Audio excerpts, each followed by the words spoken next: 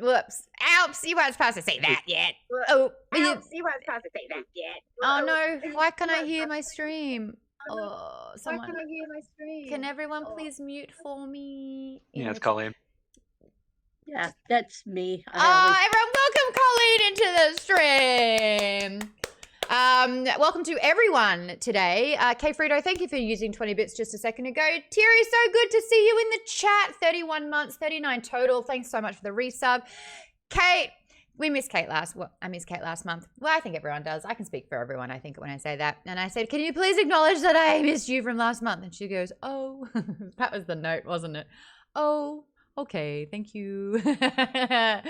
Aaron, thank you so much for resubbing for 38 months. Really appreciate everyone.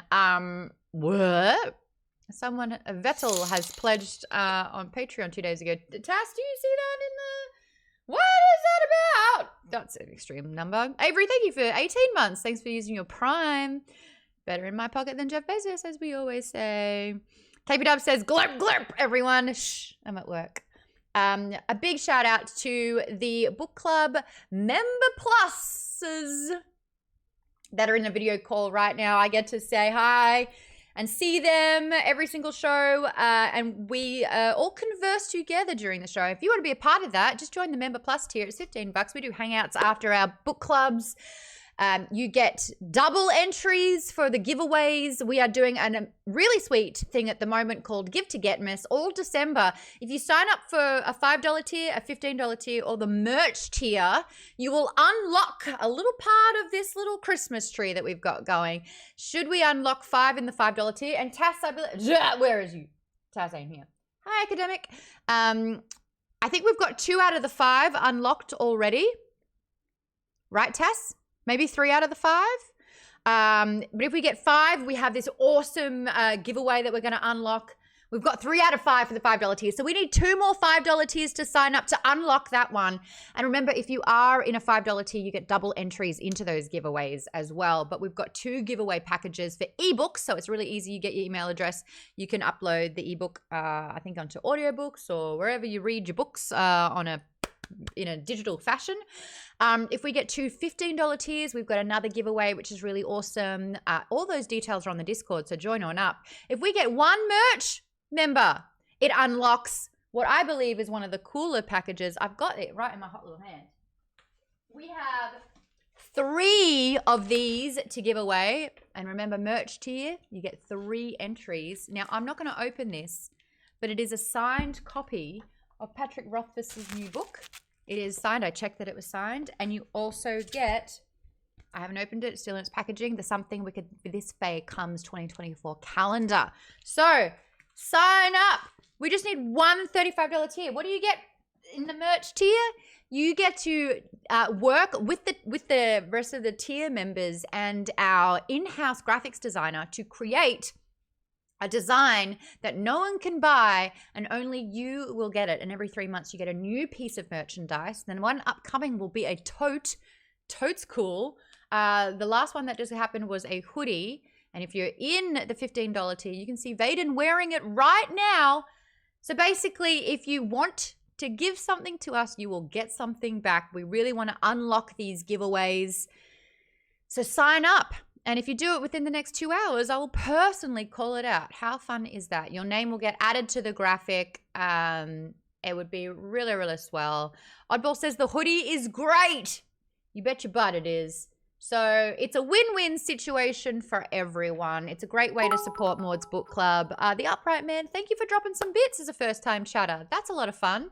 And I do want to acknowledge another first-time chatter, Olympic champion, whose first chat was, and I can quote this properly, "New achievement. I'm a new follower. Pretty cool, huh?"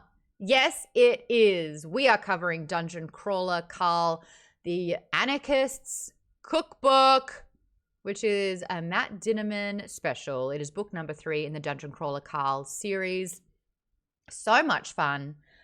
This is my second time reading this. For those that don't know, my friend Claire Grant will be joining us for book 4.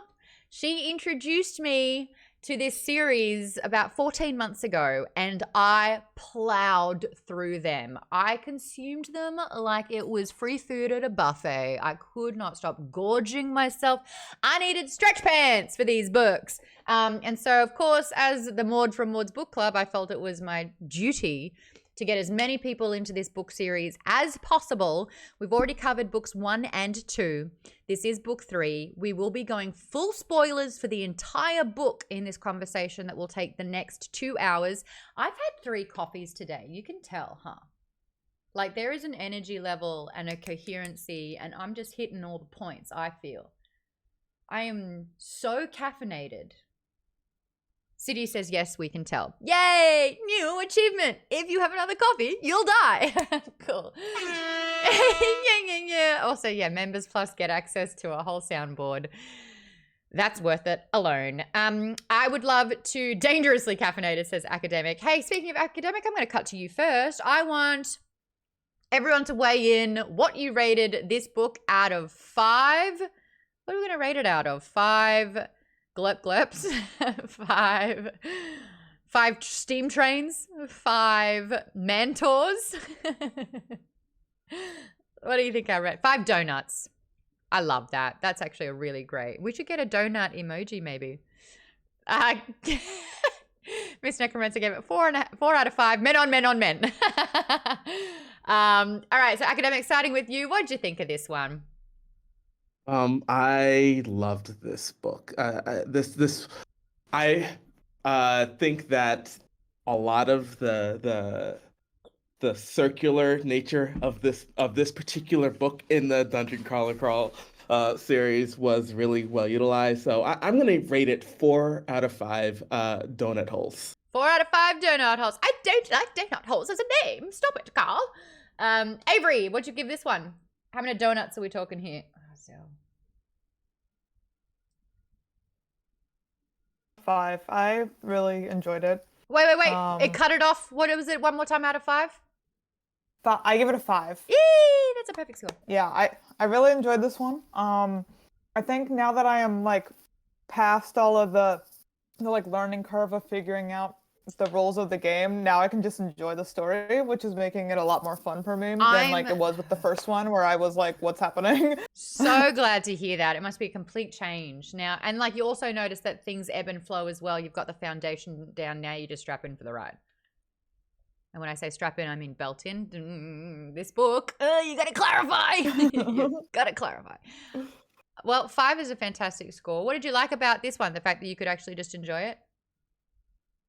Yeah, that, and I actually kind of enjoyed the whole puzzle of it. I know a lot of people in our Discord were talking about how they didn't like that so much, but I kind of liked like them trying to figure out like where everything connects and like trying to like design the map. Even though I couldn't actually see it in my head and the words didn't mean anything, it was interesting watching the characters try to figure it out, even though I personally didn't understand what was happening. Yes, it has more of like a vicarious nature towards it, so you can step into the character's shoes or not shoes if you're Carl.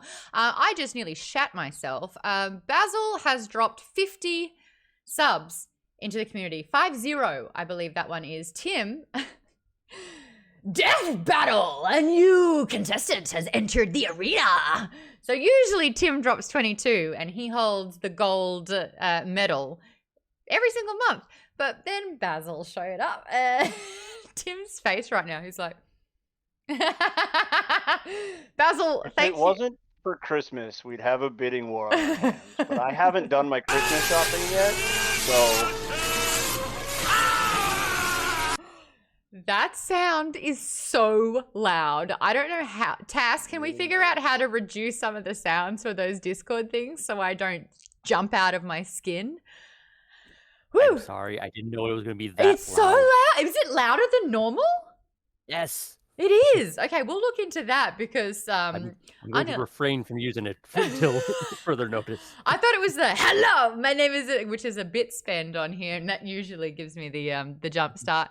My heart's going even faster now, which I didn't think was possible. Basil Barrel Maude. Spinner just says hello, everyone. Are you going to read all 50 names? Yeah, probably. You ready? Absolutely. Yeah. Go. Okay. I'm so glad. And I only get one chance to get it right, and I have to do it fast. My time starts now. Thank you so much to Basil Barrel Spinner, who dropped 50 subs. If you did get gifted a sub and I read your name out, make sure you say thank you to Basil, who's in the stream chat right now. Poker Nemo's already done that. It says thank you, Basil, which is fantastic. Let's go. Claire Grant got one. That's amazing. All right, we got It's Nippy, Tifa 17, Exalta, Swang Bangin, Superman, No Roadie, Foolish Muffin, Sibling Side, Tarol Senpei, Case Blackwell, Linked Prism, Project Hope Org. Oh my God, I was going to say Project Thope Piog. Kai Fimbo, Bauerner, The Spectre, Dust Fight, Matt's Gaming Life, JDK 1981, Uru Olivia Tari, Nope, Poker Nemo, who already said thank you. We love good manners. A Pantaloni, Rosa 333, Dre Cyborg, Virtual K, Wally Weird, Toxilus, some guy in the chat.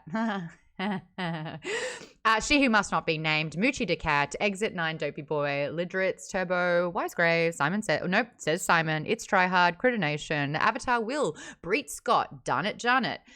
I have to burp. Babazar. Still going. Hee ha. Billy Sunrider. Aferna. Haku, no, not going to happen. Sorry, Haku, no, nope. Lemon Soul. I Am Mike.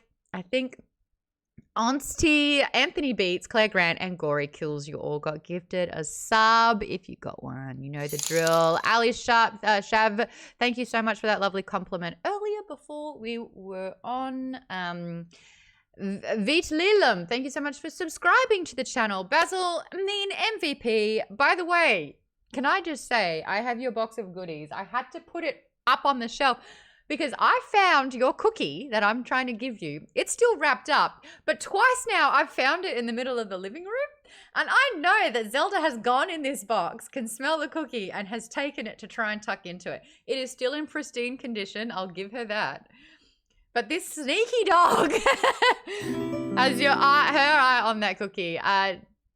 DL2 Agon. Thank you so much for the follow. I really appreciate it. Christian Unpronounceable, lovely to have you here. Zelda tried to take a nibble. We are going around rating Dungeon Crawler Carl's book 3, the Dungeon Anarchists Cookbook. So far, it's been 4s and 5s. Tim, what did you give it? I didn't read it. I'm just here for the party. Oh my gosh, Academic and I had the same face just then. We both went, what? I don't want to spoil this book for you. It's so good. I don't. When it comes to books, I don't mind spoilers because odds are by the time I get around to reading it, I won't remember them anyways. Tim, it's about trains. It's the most engineering map of the whole series. Just because the people that drive trains are called engineers does not make it engineering. It does in my brain. Colleen, what'd you give it out of 5? One moment, everyone. Okay, apparently I'm only unmuted when I'm not supposed to be, so it takes Colleen, me a minute. you know the rules here. You can do whatever you want, and that only applies to you. No one else can do whatever they want, but you can. I gave it a 5. There were so many parts of this. It went from just heart racing action and terror, really, to just laugh out loud stuff. When Ellie started talking about the Mushroom Man, I nearly died. Were you reading or listening to this one? Excuse me, I Bless was listening to it. Oh, Ellie, the way that Jeff Hayes does Ellie McGibb's voice is, you know, she's a grandma. No, I can't do it as well as he can at all. But she's got this kind of like grandma thing. I actually found online some AI generated artwork. Do you guys want to see Ellie? Boom. Yes. There she is. Boom. This is how someone says, because she's like a frost maiden. So she can fly and she shoots ice balls. I pictured her very different to this. It's so weird how my brain works. You know how I say I will sometimes pick imagery from video games, different properties. Without fail for Ellie McGibb, she is drawn in Futurama's animation in my head. I cannot explain it, but she's a Futurama character somehow. Can't tell you why. Like, City, if you took Mom from Futurama and made her small. you're gonna have to show me a picture of that in the show chat. This is the thing, I have really not even watched Futurama, and yet Ellie McGibb is a Futurama character. Brains. Academic says, I think it's the coal. Oh, what's with her skincare? What's everyone say? Oh yeah, what's her skincare routine? Says Stargirl. But that's the thing. She that's the amazing thing about being going through character selection. You could be really old, but your body is not your body anymore. So it's just whatever your soul or your sharpness. She's sort of like living her best life. She's at her top quality of life as well, because she's in this Frost Maiden body, and so she's firing on all cylinders. She was in the top 10 in the last book as well, so she's crushing. Bartleby Prime says, I picture Ellie with the harder edge, like the cat lady from Futurama without the lazy eye. Okay, show me her. Oh, yes. Okay, Game Wizard, yes. Yes, that's kind of Ellie McGibb. Yes. City has shown, is it the fairy godmother from Shrek, I believe? She does the I Need a Hero solo. Okay, now I kind of see that more than I do Mom from Futurama. I know, it's still Futurama for me. At the very least, the personality behind it. Okay. Olympic Champion says Agatha is 100% a Futurama character. Yeah. Oddball says she needs anti-slip socks. Ain't that the truth? Miss Necromancer says, I picture her as Shiva from Final Fantasy VI. Could you show me that one? Can someone find Shiva for me and put that in the show chat so I can have a look too? That'd be lovely. Appreciate it. Basil says, I associate I Need a Hero with Pokemon Detective Pikachu. I still haven't seen Detective Pikachu. Just totally skipped by my radar. She Bakes sometimes says, yes, that is what I pictured. I'm not sure which one that was for, but there's an agreeing. It's a good movie. I know I need to get onto it. Show me Shiva. Oh, that's cool. Oh, that's really cool. Okay. Oh, that's Cat Lady. That's Agatha. No, the Bartleby Prime, the one on the right, that's Agatha in my head, for sure. Anyway, we are totally getting sidetracked here. Aaron, what'd you give it out of 5? I gave it a 4, only because every time it's explaining how the train routes are, and I know they literally, Matt Denman literally says it in the book. This is all by design. Yeah, that's in the so book. Confusing. Though. Yep. Right, but even without the authors basically saying it versus the characters, it's still the whole train system is just so convoluted and confusing that it's hard to keep track of everything. Pun. Yeah, pun. But hang on. There we go.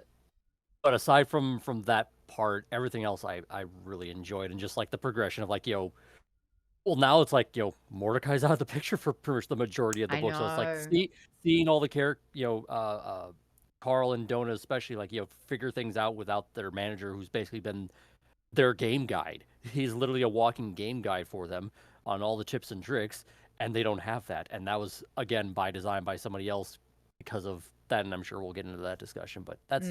we sure will, both those points, actually. Colleen says, I would have liked more Mongo. Cheers to that. More Mongo. He's shoulder height, isn't he? He's a big boy now. Lisa, what'd you give this one? I gave it 5. These books are just so entertaining. Everything about it. It's fun. It's exciting. It's sad at times. It has everything, and the audiobooks are top notch. So I think this will probably just be a 5-star series for me. Oh, hey, there it is. No pressure, Matt. Keep writing. Jimmy, out of 5, what are we giving this one? I gave it 4 out of 5 for the book. Why the point off? Because no one suplexed the train. That's why. Because no one what? No one suplexed the train. It's a meme from Final Fantasy 6. Basically, it's something that people joke about Sabin doing, the character from there. Yeah, Whee! that happened. It's true, though. What's really funny is you can beat the train by throwing a feather at it. You don't even have to suplex the train. You just throw a feather at it and you win. Yeah, but it's not epic. I'm actually It's surprised a that pretty interesting thing that happens in Final Fantasy. I'm also surprised that Matt didn't do like a Dark Towers Stephen King reference with a talking train that you have to do riddles. They Oh. can name them Amos. Yeah. But Hey, no, it's generally a good book. But like I said in the Discord before, I thought at first it was a cookbook, and then I was oh, that's like, funny. oh no. But then I was like, oh, it's definitely cooking something, as you know the other people commented. Zing! Where's my beep Um, beep beep? So yeah, generally a well-deserved book. Good fun. Yay! So we haven't had anything under a 4 yet, and we've had a lot of 5s. Vaden, where are you sitting with this one? Oh, definitely a 5. I love the book, especially the character development. We got so much of it from Katia, Donut too, especially, and some of the side characters. Like, I'm Yeah. kind of glad we had a break from Mordecai because I like him, but I really am glad we got to see more of the side characters, and especially how Katia reacts to Hekla's group and how that she learns from them and Yes. deals with the betrayal. Yes, we will get into that for sure. Toaster Poster earlier said, I like how the book has a less Carl-centric story. I'm happy that Donut and Katia had more development. And you're right, now that we've really got an understanding of what's happening, who they are, we get more into the whys and who else. And that was fun. City says, definitely felt like this was Katia's book. Colleen said, the Screaming Goat Man, Prepotente, and Mordecai croaking when he talked was so well done. The Prepotente parts were laugh out loud funny. It was so well done. I don't know what it looked like on the page when he screamed, but trust me when I say Jeff Hayes screams. Ah! And it's like that. It's just a sharp burst. And you just think that this goat is mad, which, yeah. Yes, Aaron? You know what he reminds me of? Sir Didymus from Labyrinth, the little dog, Nightman on top of the big shaggy dog. Yes. Except he's a goat and he screams. Oh, it's just so good. City says, honestly, his voice work is great. Vaden says, Jeff Hayes commits so hard to everything he does. There's no restraint.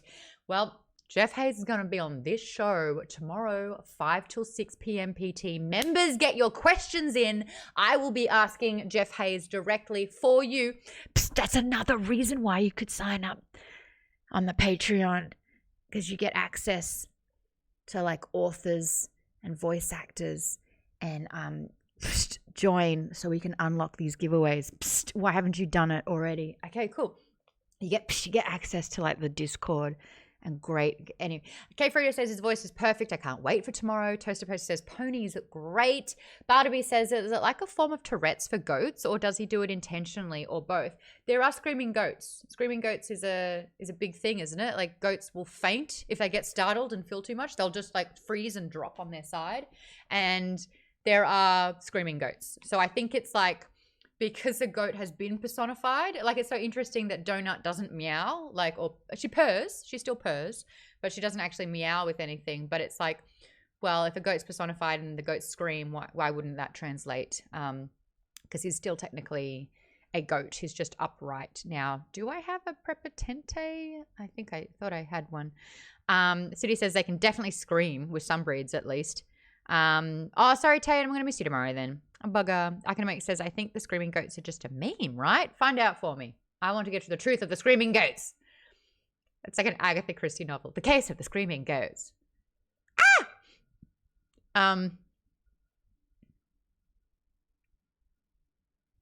Kate, what did you give this one out of 5? I gave it a 4. Was it the struggle with the overtly complex level? Yeah, I just I get, obviously this is lit RPG, so it's like, the aspect of reading like a core rule book, but I just found that part kind of boring, and I was skimming. I mean, everything else like was so good, and I still really, really, really liked the book, but so far it might be my least favorite just for that reason, where anytime it was going into the train thing, I was like skimming. Like, I only read like half of those words because I just didn't care about the minutia of that.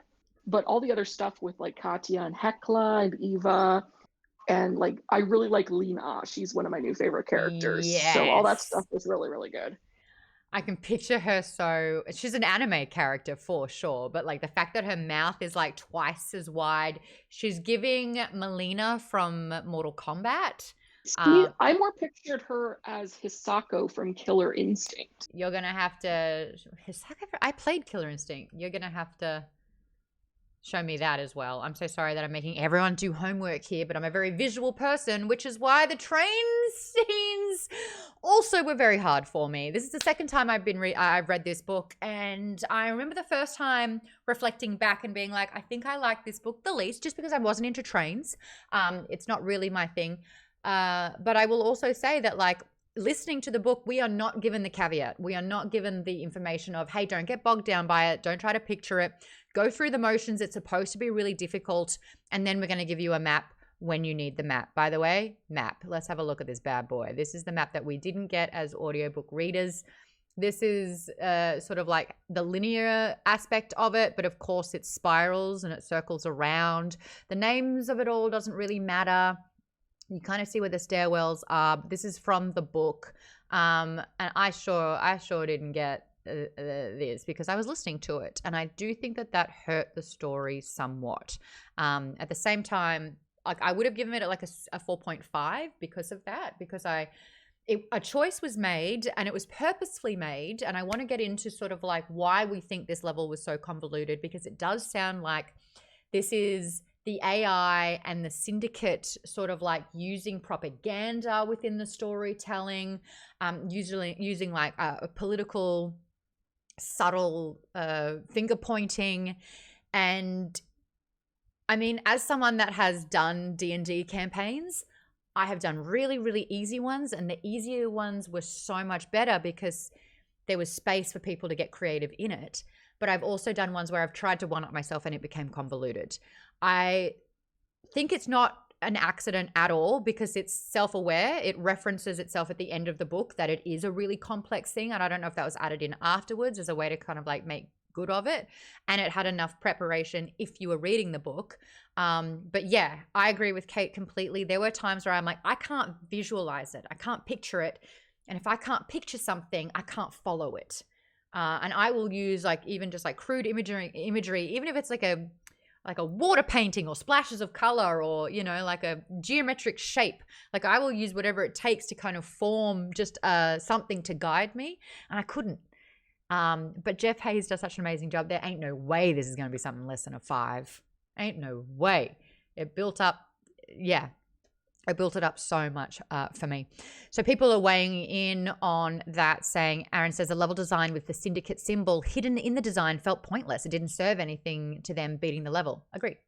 And it was like a way, like they didn't even know what the syndicate symbol looked like. It was only Mordecai, after being banned for 10 days, that he was able to piece that together. But you're right, it didn't impact the story or the progress of the quest at all. Academic says, I'm pretty good at spatial reasoning and I'm really good at directions. So I actually had a lot of fun constructing the way the train tracks were laid out. Hell yeah, more power to you. That's a gift. One that I do not possess.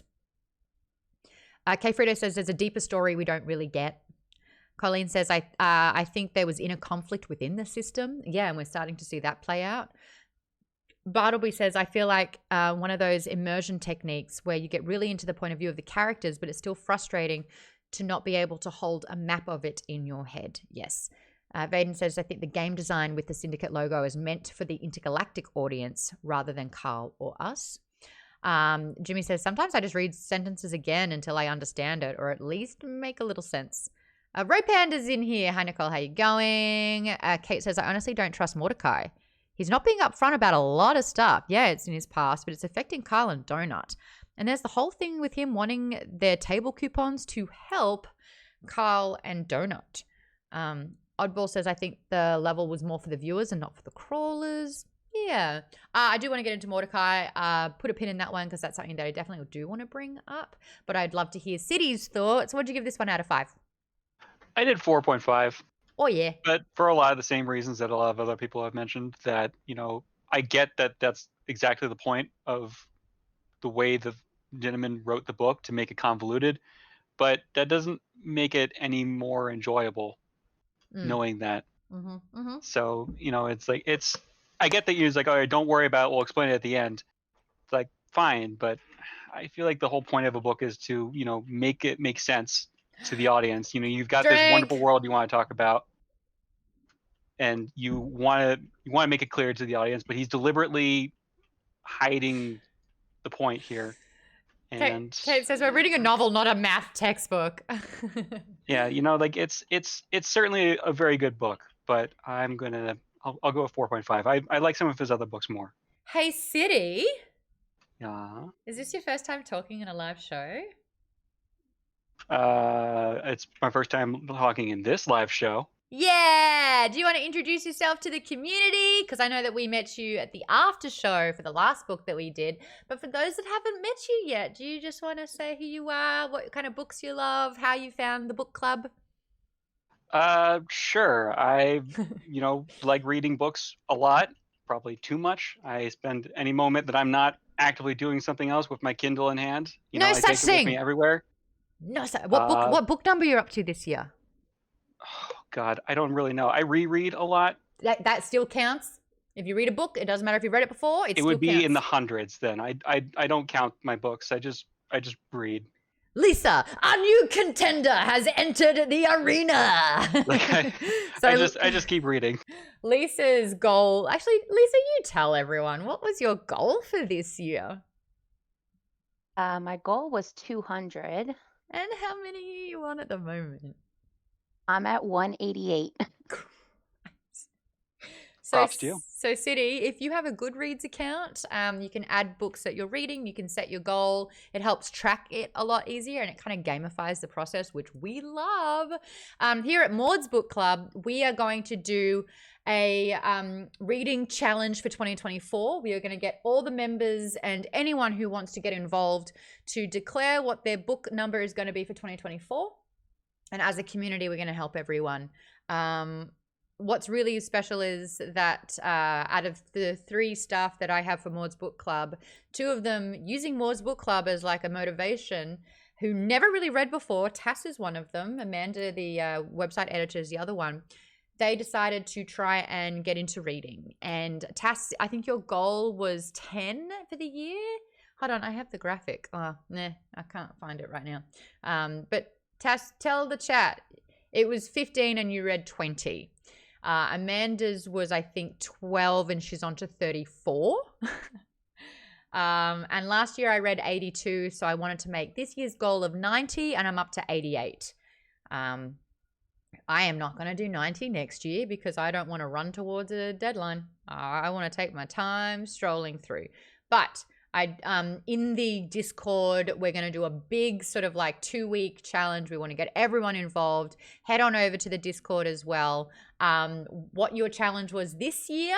So what your goal was, how many you've read, and what next year's going to be. And we're actually going to do a fun little template so that everyone can fill out a little graphic and hold themselves accountable all year. So that's going to be a lot of fun. But City, out of all the books that you like reading, what's your genre of choice?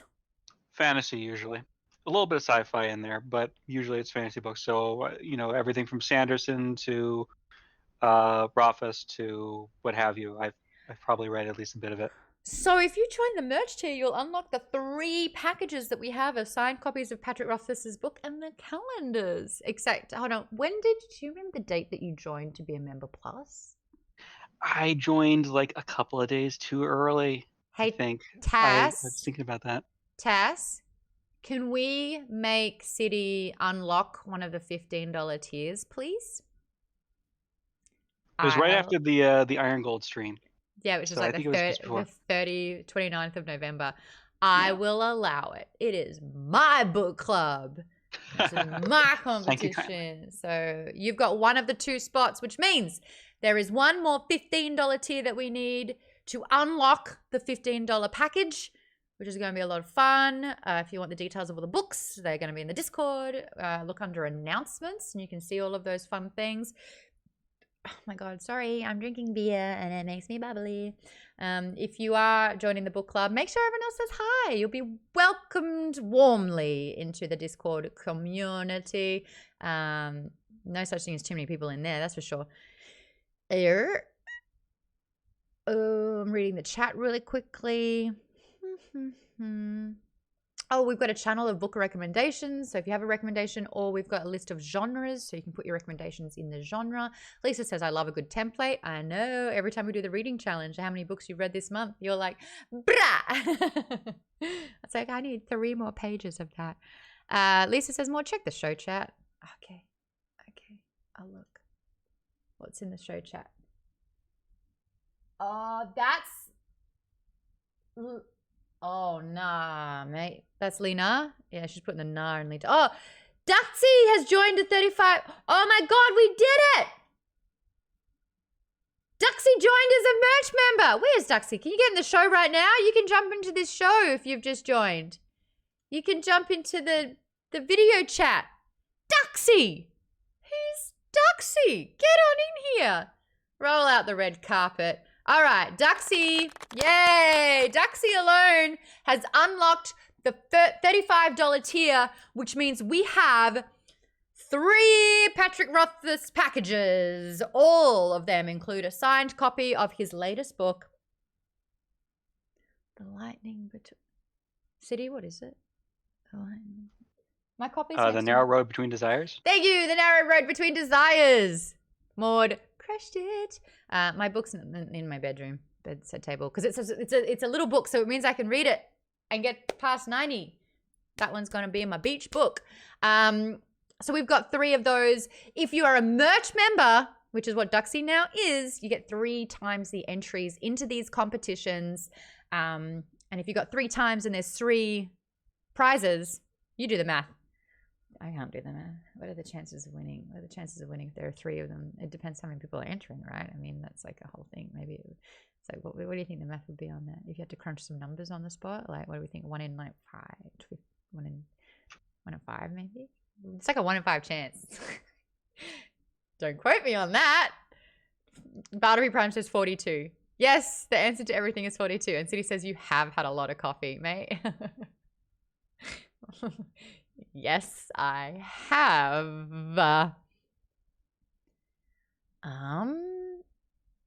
The chance is 3, says K Frito. You bet it is. City, how'd you find the book club? Your interviews with Pierce Brown was where I first heard about it. Yay! And it was probably, getting to watch everybody lambaste Fourth Wing that probably cemented my joining. I have a vendetta against that book. Make it make sense. We should probably do like a graphic, make it make sense, but in like really patronizing font. How do we make it like extra condescending? Make it make Comic sense. Sans. Oh, that's actually really funny. If you're in the merch tier, you can help design it. That's a lot of fun. Actually, that's a really cool one. I could see that on a tote as well. We're loving that one. Show chat. I've been pinged. Yeah, that would be Aaron putting a gif of me blitzing out of my skin here. 3 coffees. I had a really good workout though. I've like hit 200% on my move wheel for my Apple Watch. Watch me crash later. I had to stay up as well because I had a comedy show starting at 10 p.m. Can I vent for 40 seconds about that? Why are comedy shows starting at 10 o'clock on a school night? Who the fuck wants to laugh that hard? I'd rather be asleep. Knowing your age. Oh, Jimmy's a comedian and says, excuse me, why does it start at 10? It's hurting the comedy business. Why wouldn't it start at 8? I can explain this very simply. Yeah. So, a lot of times comedians work at nighttime, right? And the prime drinking time for people is around 10 o'clock. I'm just saying, this is how it is. People get off of work. It's not even. They come home. They get dressed. For people, not for Australians. You know what I mean? But like 10 o'clock on a school night, what time? This happens every day, Maude. I just don't understand. Not just school nights. I once did a show 7 days a week. Maude is showing her age. Yeah, so. Actually, She's no. like, if it's not before 8 o'clock, I'm not doing it. Even in my prime party days, when it's like the pre-game started at 10 p.m., I was like, it starts at 10. Why? I don't get it. I just like how you have had 3 coffees today and you're absolutely wired. Yes, and I I've still had, want like, sleep. 3 of these and I am falling asleep. That's the engineer diff. Engineer diff right there. I get 8 hours Dude, of sleep I every night. run on caffeine. I wouldn't be upright without it. Tim, just so you know, we're all old people here, and we rarely get to bed before midnight. I never get to bed before midnight. And that's Colleen debunking your stereotype. Colleen, that's why you can stay every single time. Could I have a quick sound off in the chat and in the members video chat? What time do you go to bed? What's your bedtime usually? What would you say? Sound off, please. And why is 10 o'clock old? Usually like 12 midnight or 1 o'clock sometimes. Yeah, around midnight. Darren, 10 Yeah. p.m. My man. My man. Okay, Frito says 1 a.m. Piling says 3 a.m. Why 3 a.m.?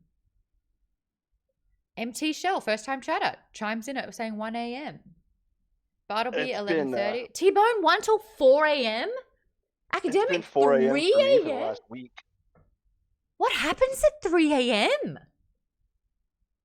Nothing good. Haven't you ever seen How I Met Your Mother? Nothing good happens after 2 a.m. ever. Yeah. Academic just exactly hitting that quote out as well. Vaden says it's either 9 p.m. or 5 a.m. Christina Naps. I'm sorry. Christina Naps says 2 a.m. Is it 2 a.m. because you're napping? Oh, it's Christy Naps. Christina PZ. I could have messed up. The name. Toastpost says 1:30 or 2. T-Bone says 3 a.m. Kate says my brain works better at night, whereas most people who get up at like 6 or 7 a.m. are insane. Oddball, 9 p.m. but wakes up at around 4 a.m. Oh, Christina, please, lol. Got it. Christina PZ, lol. I was like, there is naps in your name. Stephen is very specific to say 2:44 a.m. Lindsay, 9 p.m. I love my sleep. I'm like 10 p.m.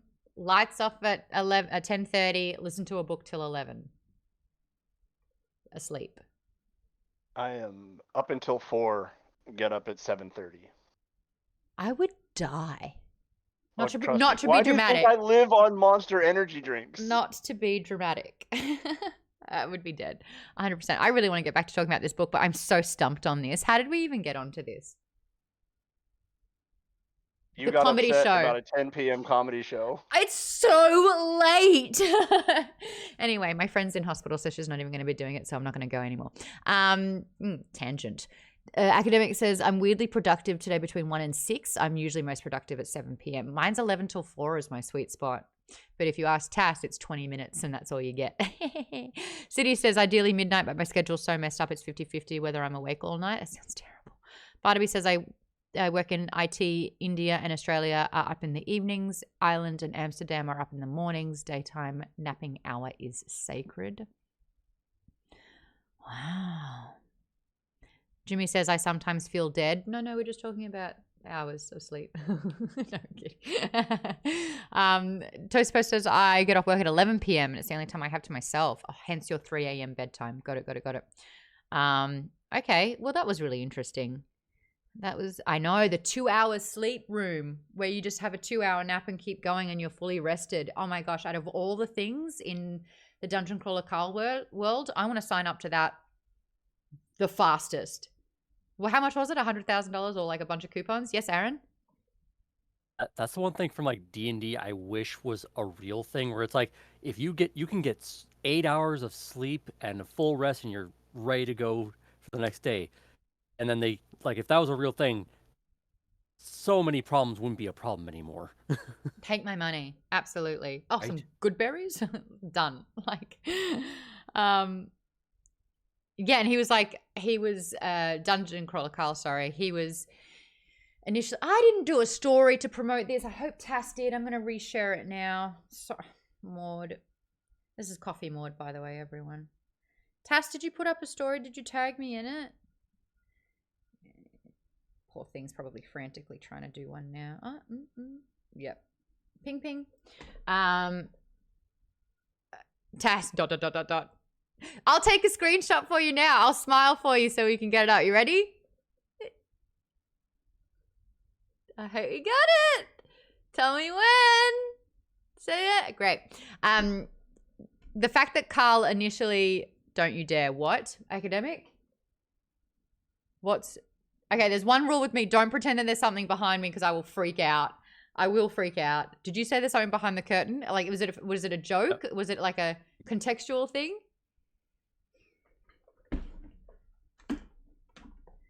He just meant behind the scenes. Okay. Nothing behind your curtain. Just checking. I'm so sorry. Throwing things at it is definitely the way to check that. Oh my God. That was my bad. When I think about it, that's all me. Can you just imagine if someone was like, ow. Coffee's really hitting you hard. So bad, everyone. I'll have to pick up that book later. BTS Maude's book club. Maude takes everything literally. Yes, sometimes. But if it's got to do with scaring me, yes. Your inner Drax is showing. Yeah, right. Whenever you're ready, Tass. I'm joking. I'm just doing it. Hey, did we get Robin out of 5? What are you liking about this book? I also gave it 5. Yeah. Pony really solidified it for me at the end there.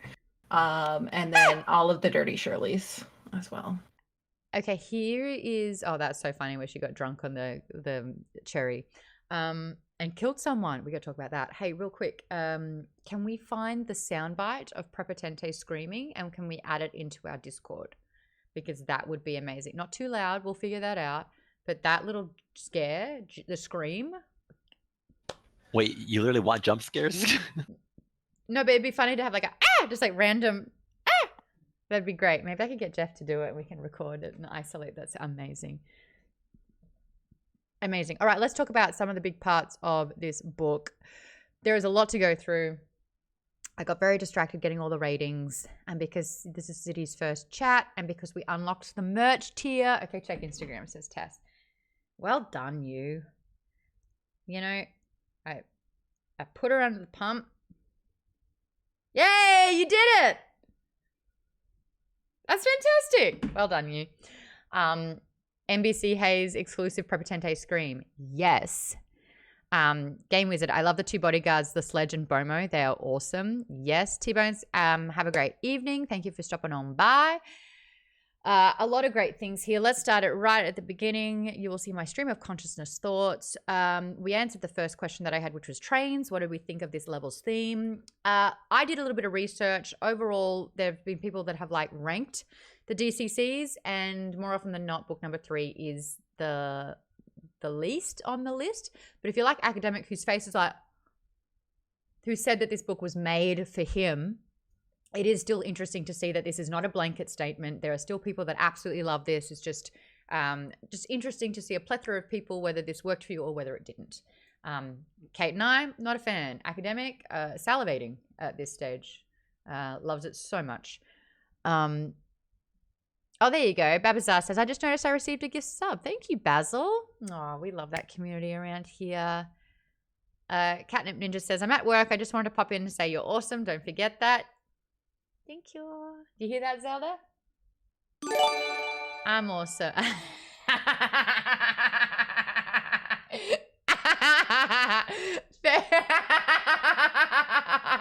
How long have you been? Sorry, it was bothering me. How long have you been stewing on that? For 53 minutes. That's so good.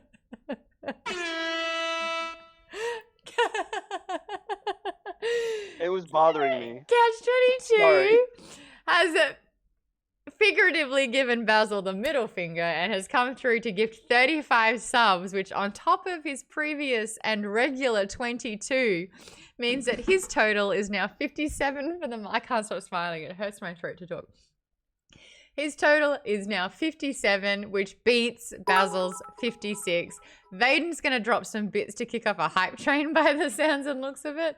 That's fantastic. I can just like feel you're like, that's fine. It's fine. It's fine. I don't care. I don't care. Watch me not care.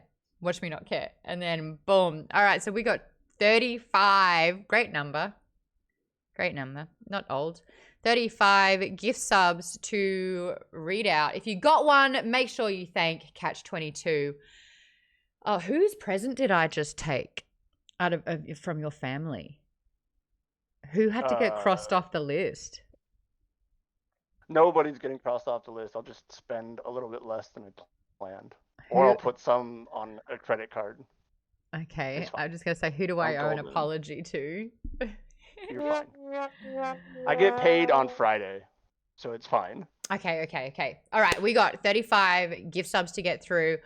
Moran Nobro, David Kang, Cameron Rebel, Becca Z Bear, Yip Eugene, Big Bone Berg, Gunfield, Tigran, She Bakes Sometimes, Play Together, Alpha Tay, Dill Mercy, The Wheeze, They Who Is, Sufficient Reason, Bad Twin, Good Twin. Remember that story from last time? Bad Twin, Good Twin from the charity stream? Great story. Rock and Rollin', Topher Quinn, Spooky Celine, LV Pino, Tino Jokinen, McCuck. I see what you just did. I see what you made me read out. That sucks for me. That sucks that it was like bend over, you know, like MCK UK. Gamjadad, Tank Mango, Leonard, and nope, Tyler with Anno, Hungry, wait, Hung Ryan Foolish. You know what? I'm just going to call you Hungry and Foolish. There you go.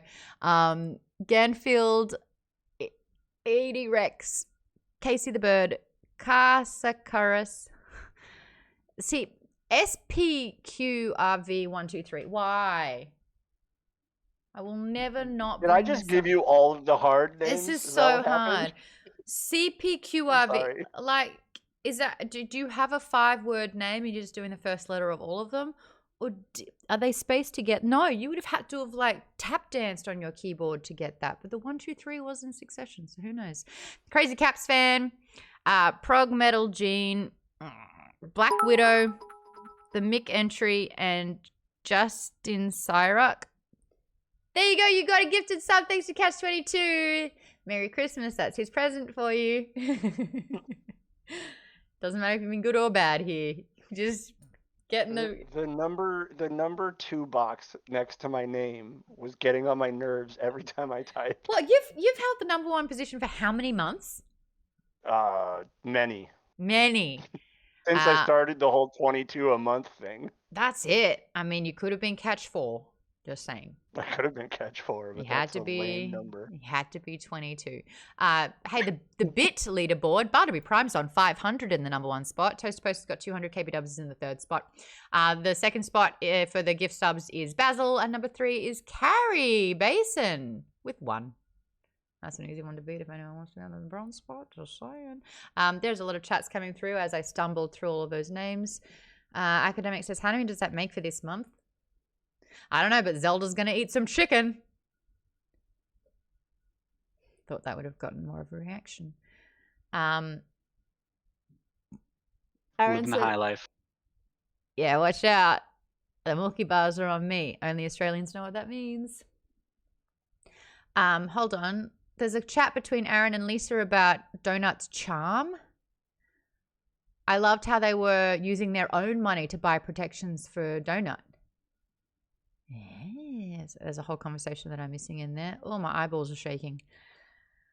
Oh, cool.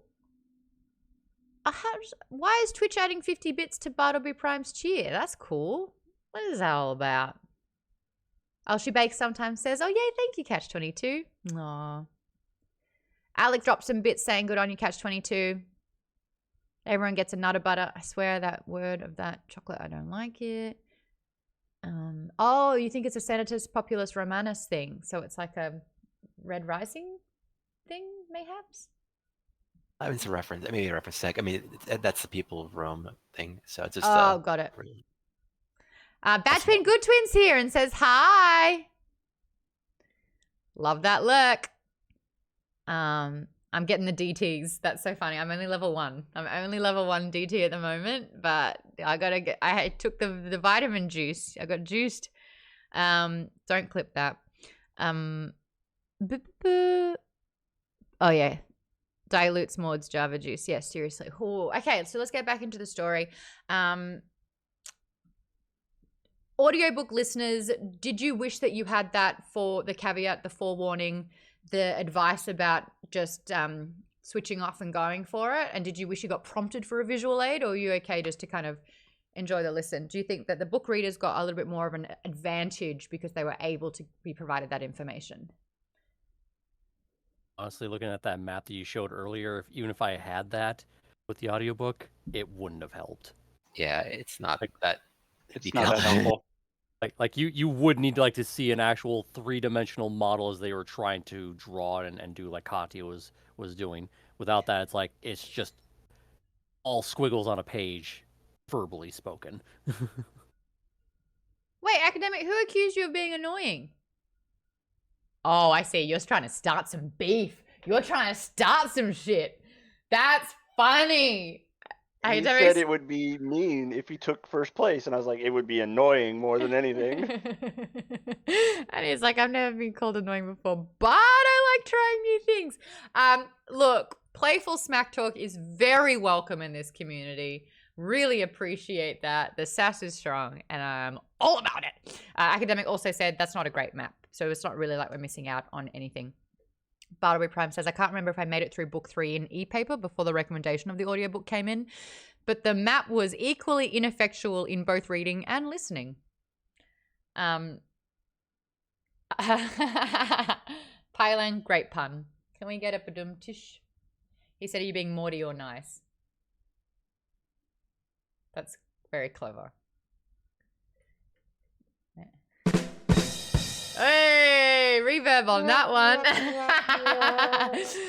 Thank you for that. Okay, the next thing that I want to make light of is the NPCs are brainwashed. They are starting to realize that they are a pawn in the dungeon. Let's talk about some of the NPC characters that we were introduced to this book, like Brandy, the demon spawn fire demon who lives in basically like the coal area of the train to keep the fires going, who's essentially sentenced to popping out a baby every 3 or so minutes, with most of them not surviving and the other ones turning into coal and remaining there. She, over the course of the book, becomes self-aware. And what you're starting to see is this allegiance sort of start forming, because they see Carl as someone that can help them, that can rescue them from the dungeon itself. And so Carl is kind of like recognizing that even though they're not real, the NPCs are, oh my God, the funniest thing that happened in the last book, and I've literally inserted it into my vocabulary, like the way that it said, but when the orc was at the bar and was like delivering a quest, and it's like, oh, it's lovely to see you. And Mordecai goes, fuck no, and like just shuts it down immediately because he sees it as a quest, and he's like, do not get attached. You cannot save them all. And this becomes a recurring theme for him. And his kindness is starting to get exploited sometimes, even though the propaganda that's being put out there is that he's unhinged and angry and a ticking time bomb himself, which is hilarious because he's currently in possession of a ticking time bomb. I just want to talk about sort of like the role of the NPC, because I think the antithesis of Brandy, who is becoming more self-aware, who's been sentenced to this like pretty horrible character that she has to endure, is the likes of Madison. Madison is the very Karen-esque manager who's been tasked with making sure that productivity levels are through the roof. And it's a very icky sort of manipulative role that she has, but she's got no clue that she's been assigned this as like a very empty role that doesn't really have any weight in the game. And oh yeah, that's essentially B's mum. Oh, wasn't that an unfolding with Donut's like, she reminds me of someone. Carl's like, ugh. And we're also finding out new information as it comes out that B was gonna give Donut up because Donut was past her prime to put her into the competitions. And so B's like, well, I don't need her anymore. And then you see Carl's response, which is like, no, you got a pet. You don't discard it when you're done with it. A pet is for life. So we're seeing the integrity of these characters. We're learning way more about who Carl is and why we're backing him and that he's got a solid head on his shoulders. Yes, Aaron. I forget his name, but he was the bartender Noel that they had to literally get his hands and have Mongo just chop him off and like and Donut's like it's like Mongo, Gary. we gotta go back. Gary, yeah. It's like and had to do like 14 times and like Carl's like saying, I'm sorry. It's like, if you're sorry, why are you doing this to me? Oh Like, my they God, just that was tried to explain it. horrendous. And now he's like, tell us like 10 more times and I'll give you some booze at the end of this because you can't die. Yeah, but that's the other thing, like recognizing that he is playing a role. And it's so funny because he's essentially an alcoholic because he's lost all purpose. He's like, you know, everyone hates me. I have no idea what I'm doing. I run this bar. No one likes me. No one pays any attention to me. You keep killing me. And it's like, yeah, because we need your hands because you are a huge part in our quest to be able to progress. And he was like, you mean you need me? And it was like kind of this sweet moment where, you know, it became, he just really lay there and took it. It was so sad. But again, we are seeing how morally bankrupt this whole escapade is. What are they not willing to do for entertainment's sake? But I think the fact that Carl, this is what Vaden said, Carl ends up breaking the programming, many of the AI creatures, AI creatures, and they become self-aware. So he's sort of like, yeah, just make it quick, says Colleen. Yeah, it's like, I'll do it. I'll endure. Just make it quick. And I thought maybe Mongo would have leveled up a little bit more, but there you go. Can't get XP if you can't die, right? Baden, you got thoughts?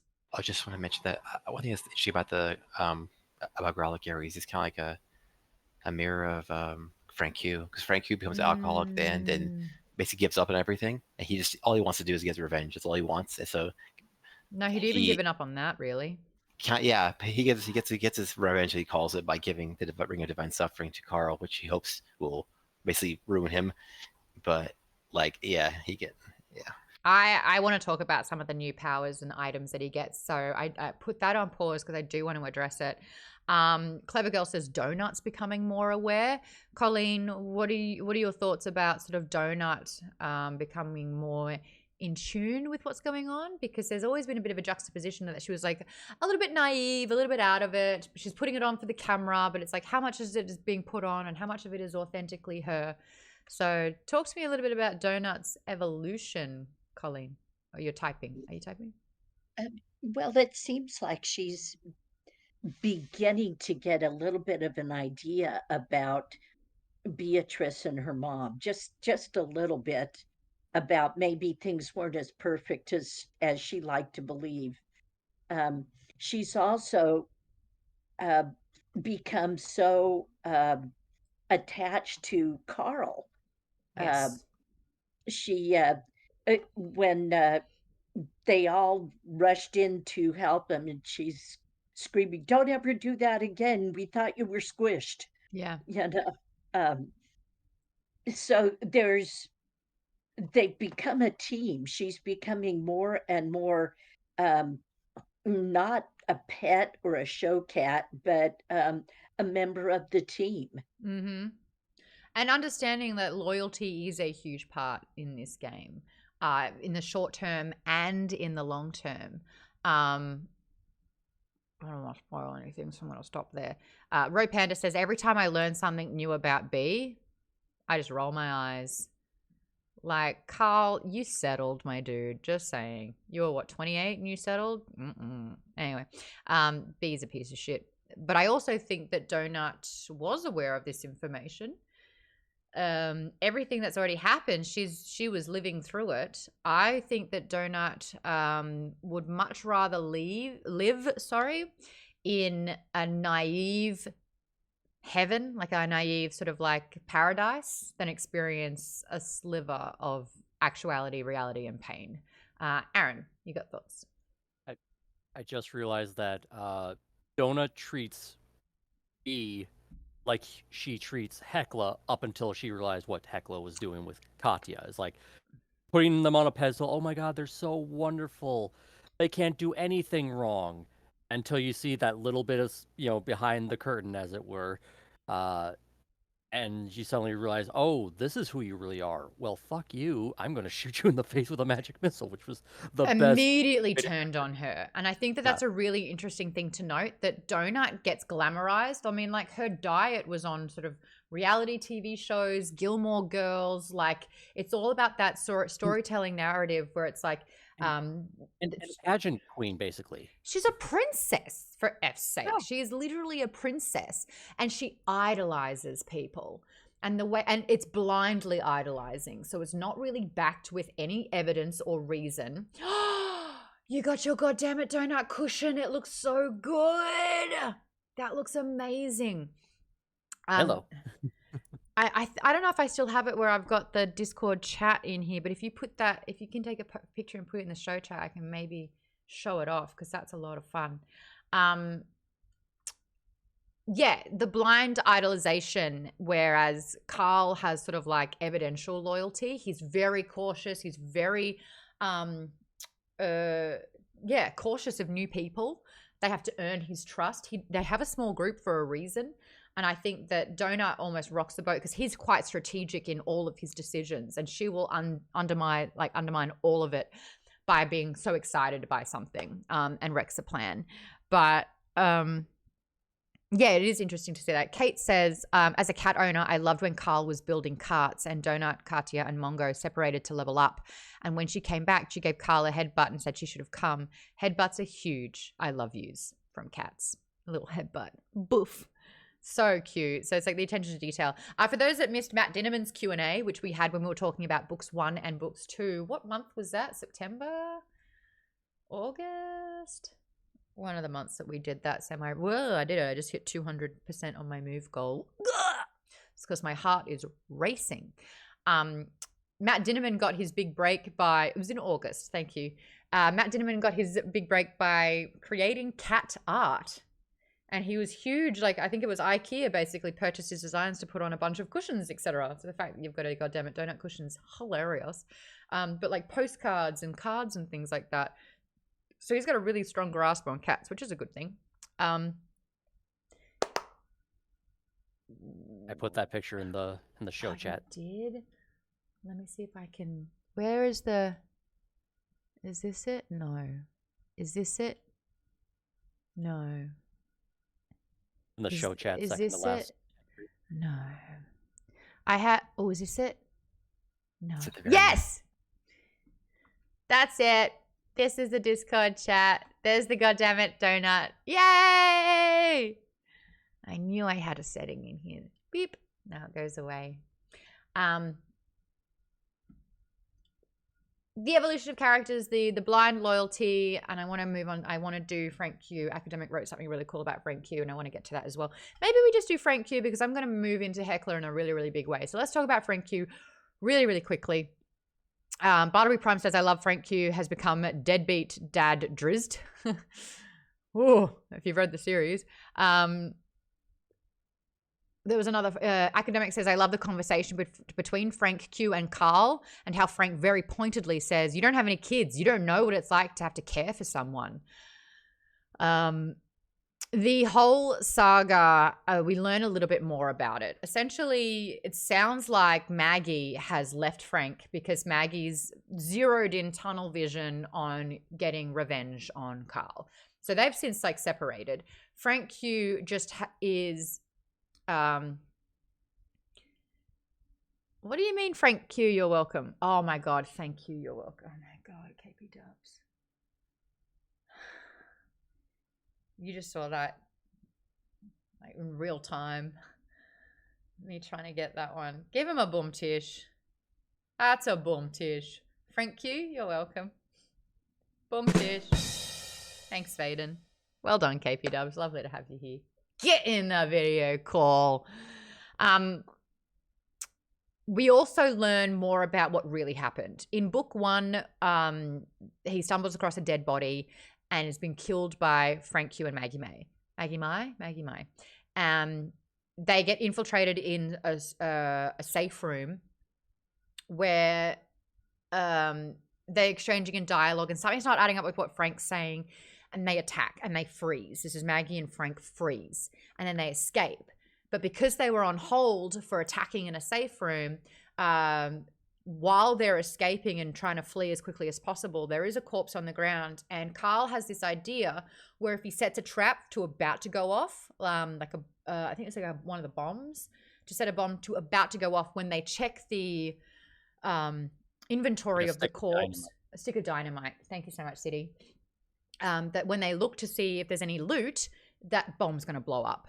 Well, it turns out that Frank and Maggie had a daughter, and the daughter checked the loot and was hit by this stick of dynamite. We didn't know that. We knew that Maggie had ended her life, and we didn't understand a mother's motives for that to happen. They had a really horrible showdown on the Maestro show where they were pitted against each other, and you can just see this devastation mixed in with rage, these really visceral feelings. And Carl's like, you killed your daughter. Like, how you can't get more shit than that, as a shit person goes. Academic says, glurp, glurp. And so they're just not understanding sort of like the layers of what's happening. Anyway, Frank's at the bar.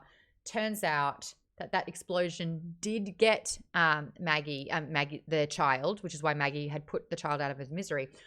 When Frank gives the ring, now this is the divine ring of suffering. There is an ability on this ring called Marked for Death. Now, I got the AI information about Marked for Death, so I'll try and do it justice, but I don't know Jeff Hayes. It's not just Steven Seagal's magnum opus. It's one of the dungeon's greatest, most infamous skills. Once activated, you'll be presented with a list of crawlers within your map's range. Only crawlers with 100% health will be selectable. Once a crawler is chosen, they will be marked. It takes 30 seconds for the mark to fully set and become active. I'm not doing an accent anymore. When a crawler with an active mark dies, no matter the cause, you will receive a permanent +1 stat to whatever is that crawler's highest stat skill. The +1 stat benefit increases by 1 for every 3 marks you kill. Warning! Once a mark is set, you may no longer heal. If you are injured or poisoned, or if you get a hangnail, you will suffer the ill effects and pain of that injury until the moment your prey is killed. So choose your marks carefully. Don't let them get away. Atritus Catastrophe, Chaosphere, thank you so much for using your Prime sub. Appreciate it. You may only mark those designated as crawlers except on the Scolopendra lair levels, which is 3, 6, 9, 12, 15, and 18, where you may also mark any non-dungeon generated combatants. You may only mark 1 crawler at a time except on the 9th floor. This skill has a 5-hour cooldown on floors 1, 2, 3, 4, 5, 6, 7, and 8. It has no cooldown, 1, 2, 3, 4, 5, 7, and 8. It has no cooldown on the 6th floor. Also on the 6th floor, marks form instantly. There is a 15-minute cooldown on the 9th floor, but there is no limit to the number of simultaneous marks. All remaining floors have no cooldown or delay to mark formation. Happy hunting! Why is this important? Because Frank and Maggie's child was so young, in a bid to level her up faster, the daughter had the ring. They had been killing as many other crawlers to get that XP so their daughter had a chance to live through it. So they immediately went on the offensive with this and tried to cater to the strengths in order to keep her alive. Now, how did they possess that ring? It turns out they went through with a family member. There was a little bit of an issue, and I think they killed an uncle. And because they killed a family member so fast...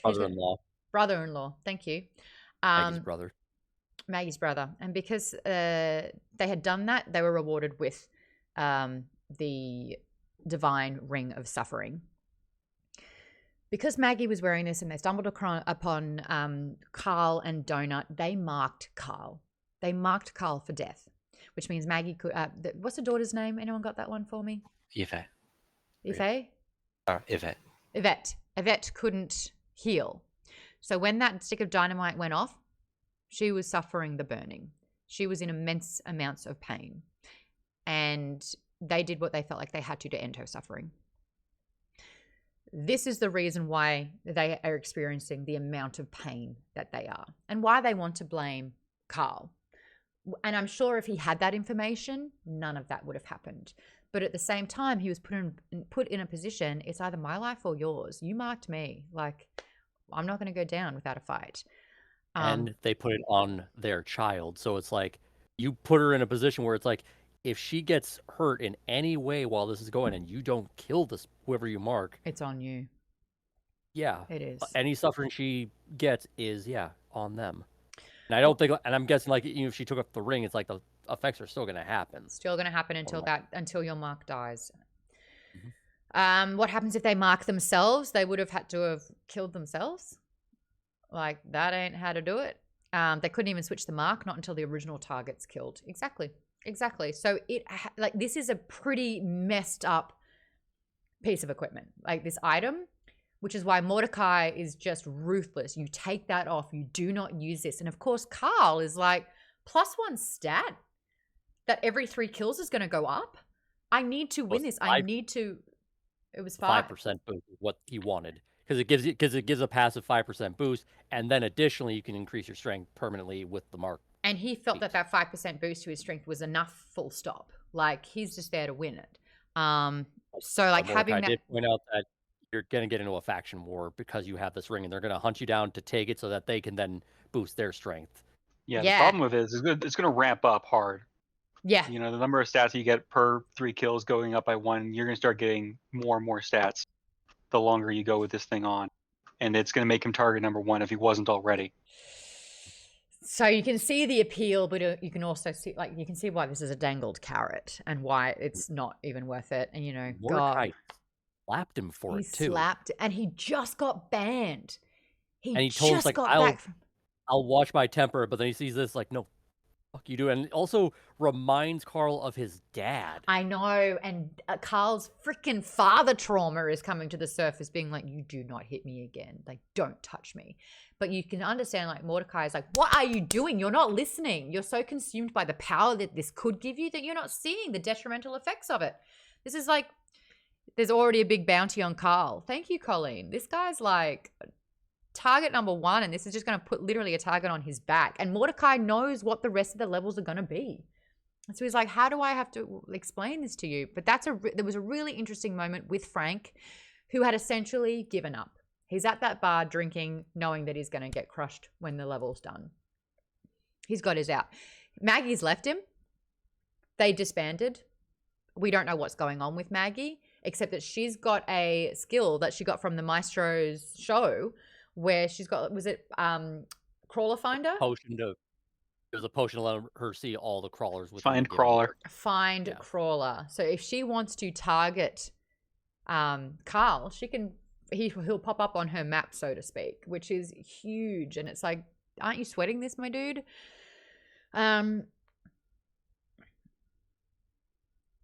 Vaden says this book is heavy on the PvP, the player versus player, the stuff with Frank Q, Hekla, the attempts on Donut's life. Yes. So, and I've got to read Kate's really quickly. Top 10 people are already targeted. Hekla died, obviously, but then someone else died, and we don't know who yet, since it happened during the Maestro's fight.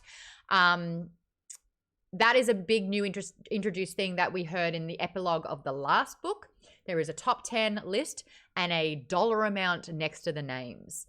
And we are talking serious money here. I think it's like crawlers 4 to 10 have $100,000, and it increases in value for 3, 2, and the number 1 spot. So the better you are at this game, the more people are incentivized to kill you. Because Donut and Carl are in the top 10, some people see Donut as an easy target because she's a cat. She's a little cat. They got ambushed in not Club Vanquisher. They're in the other one, not Vanquisher. Desperado Club. The Desperado Club, which is a PvP open zone. It is not a safe room, so you can attack. And even though they hired bodyguards, the Bomo and Sledge. The Sledge. There was basically like a multi-tiered attack where 2 people were working together, one to distract and the other one to strike. And Donut has earlier in the books, in books 1 and 2, she was powering up her melee strike, but because her constitution was so low, it was not worth getting the claws out because she'd have to be too close and could get hit. But she actually has a really strong, like a souped up attack. But we've never seen it because she's riding on Mongo or she's shooting missiles. Like, she's doing clockwork Mongo. Second chance and clockwork stuff. Yeah. I forget what the exact What move is it? but yeah. The only thing in my head is Clockwork Syndicate, and it's not that. Clockwork duplicates? Duplicate. Triplicate. Yeah. Clockwork Triplicate. And the Raise the Dead, the Animate Dead spell that she has as well. So she's doing a lot of far away. What's that word? Second chance, I think it was. Second chance. Is it? Something like that. Hole is also a pretty good one. Oh, she's learning how to do that too. Oh my gosh, that finishing move, open the hole, pull him through, shut the hole, decapitation, ding, ding, ding, ding, ding. And I think that, like, just like a D&D game, you get rewarded the more creative you are with your skills. You know, you can shoot a magic missile, sure, but if you open a hole and then shut it, decapitate them, mwah, mwah, beautiful. And as we are reminded throughout this whole book, the more entertaining you are, the more views you get, the more subscribers you get, the more benefactors and people that can enhance your game by spending money for sponsorships. This is all a big part of this, much to Carl's chagrin, because he hates this, you know, tap dance monkey kind of thing that they're putting on him, whereas Donut is soaking it up because she's literally, her class is former child actor, which is so perfect. Like, she's made for the stage, darling. I do think it's so fantastic and interesting to see Donut's strengths. And a question that I had that I wanted to raise to people, which we can either talk about offline or in the comments, but it's like, what people's previous lives, how is that knowledge bank coming into effect here? Hekla was a therapist. We see the fact that she's, you know, this kind of like Amazonian sort of Valkyrie, big warrior woman. But she's also using Psyche to get into people's heads to strategize. She's using Eva, her second in command, this Cobra woman, to do all her dirty business so that Hekla's reputation remains like flawless in a way. Aaron, you've got thoughts. And also gathered a giant cadre of women only so that she can give herself a boost because her weapon has that feature. Which is very funny because you think that it is this, you know, Amazonian feminine stance and that it's like a woman congregation and she's helping out the women here, but it's totally fueling a selfish... It's a cult to fuel her abilities. But that's the thing. It's not even this camaraderie everyone wins. It is... I don't think she's disclosed that she's got... Because she got that bow for leaving her husband to die. And so the AI has gone, yes, women, hear me roar. Hey, KP Dubs. But I think that she's decided to use this enigma to be, you know, rescue women, to make sure that the women are looked after and that she's going to lead these women to victory. But it's all self-serving. And it's interesting to see how these women are looking up to her. Eva's like, hell yeah, I'll get blood on my hands for you. Katia is like, oh, she discarded me. She put me in line with you two to help raise my stats, but it's only because she's looking after me and she cares about me. Like, you can just see the puppet strings being pulled here now that we know Hekla's backstory. Aaron? Also, I think she doesn't keep her hands clean because that invisible bolt that lets you kill people without getting the mark on you. Nobody knows that you did. That's the thing, though. She is not out and proud about her behavior. She's flying very much under the radar. And you're right. This particular bow is absolutely feeding into her psyche. Exactly what she wants from this. Colleen says she was willing to sacrifice the women if it benefited her. Jimmy says Hekla's catty, and she's not even Donut. Avery says, and the fact that all the other women had low levels so that they had to entirely rely on Hekla for survival. She's not leveling them up and making sure. And they're mostly healers. Thank you, Aaron. You know, their job is to, again, assist and help her. And they're blindly following these orders. But because Eva is saying the plan, Hekla's like, again, her image gets to be completely flawless. It actually reminds me of a character from the anime Overlord, where this adventurer, just one guy, trying to make himself like, I am the best swordsman ever, except he has 3 slave elf girls who are all magic users, and they all just basically boost him and buff him and then heal him and stuff like that, so that he's the most awesome person. So it's like, I get the victory, except needed their help, and he's totally a douchebag. But he got his own in the end. But Hekla, that character reminds me of Hekla in that way, where it's like, I build up this entire cadre just to help me. Not so that I could be the person who helps them out, being the strong central figure to do that. No, it's, you're all here to boost me up. I mean, survival instincts. This is, part of me is like, can you blame her? But another part of me is like, no, you really have to band together. Like, this is a team effort, and everyone deserves to live as best as possible. Hey, I want to play devil's advocate for Hekla here, as much as I hate doing that. As a Hekla stan, what do we got? Hekla stan, exactly. I'm for life. All right, so I hear all of these points of view. However, if you don't look at it from a narcissistic point of view, if you think of it as not only Hekla, but let's say the rest of the daughters, excluding Katia, they know about all of this. They may, in fact, they may be aware of like some of Hekla's power-ups, because it seemed like Katia was sort of on the outside of the group, and maybe they sort of agree to this, like, well, it's either I have to be out there and like doing like major fighting, or I let Eva and Hekla go out and get my hands dirty. I'd rather be the support class. Like, maybe they're knowingly walking into this, like, I want to be part of this bigger picture, this team of daughters, and that's how they interpret that they're going to survive. I'm not saying that they're right for doing that. I think it's very exclusive, and it's more tribal than it needs to be. Like, you're all humans, all fighting against the syndicate, right? But I can understand why some people might decide to go that way, especially if they were coming from rough situations, like it sounded like Eva and Katia were coming out of, right? So, well, they all knew each other before. Yeah. And it's like, Eva and Katia only knew each other because of like, it's like friends from high school. Are you really friends, or do you have to spend 5 days a week together? And you're just making it work for the time being, And I feel like that's what we're finding out about Eva. She does not like Katia at all. Always thought she was weak. Always thought she was like set to lose. Didn't think she was an asset, and wanted to completely, like she did. She abandoned her on the 3rd floor. And Katia is really not clued in. She was an art teacher. She's incredibly naive in this respect. She's not entertaining for the audience. Oh my gosh, that whole moment where she's like, can you be more zippy? KG, thank you so much for the follow. It's Maude's Book Club here. We're talking about book 3 from the Dungeon Crawler Carl series, Anarchist's Cookbook. We're talking about Hekla specifically and that entire arc. Game Wizard said you're making a great point, but that structure is incredibly weak when Hekla is the only pillar of the group. And once she was killed, the whole group disbanded. It crumbled. And that's a really good point. The way that she'd facilitated it, though, was that she was the necessary structure in that working.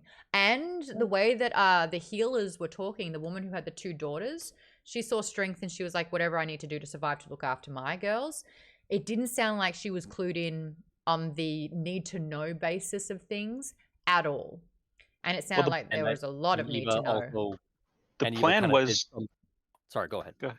I'm sorry, Aaron. You spoke first. I was going to say, like, it also felt like Eva was doing her own manipulation in service to Hekla, but also just behind her back so that she could have plausible deniability, like telling the healer to go into the cabin, heal Katia only at this point so that we can make Carl pissed angry at you.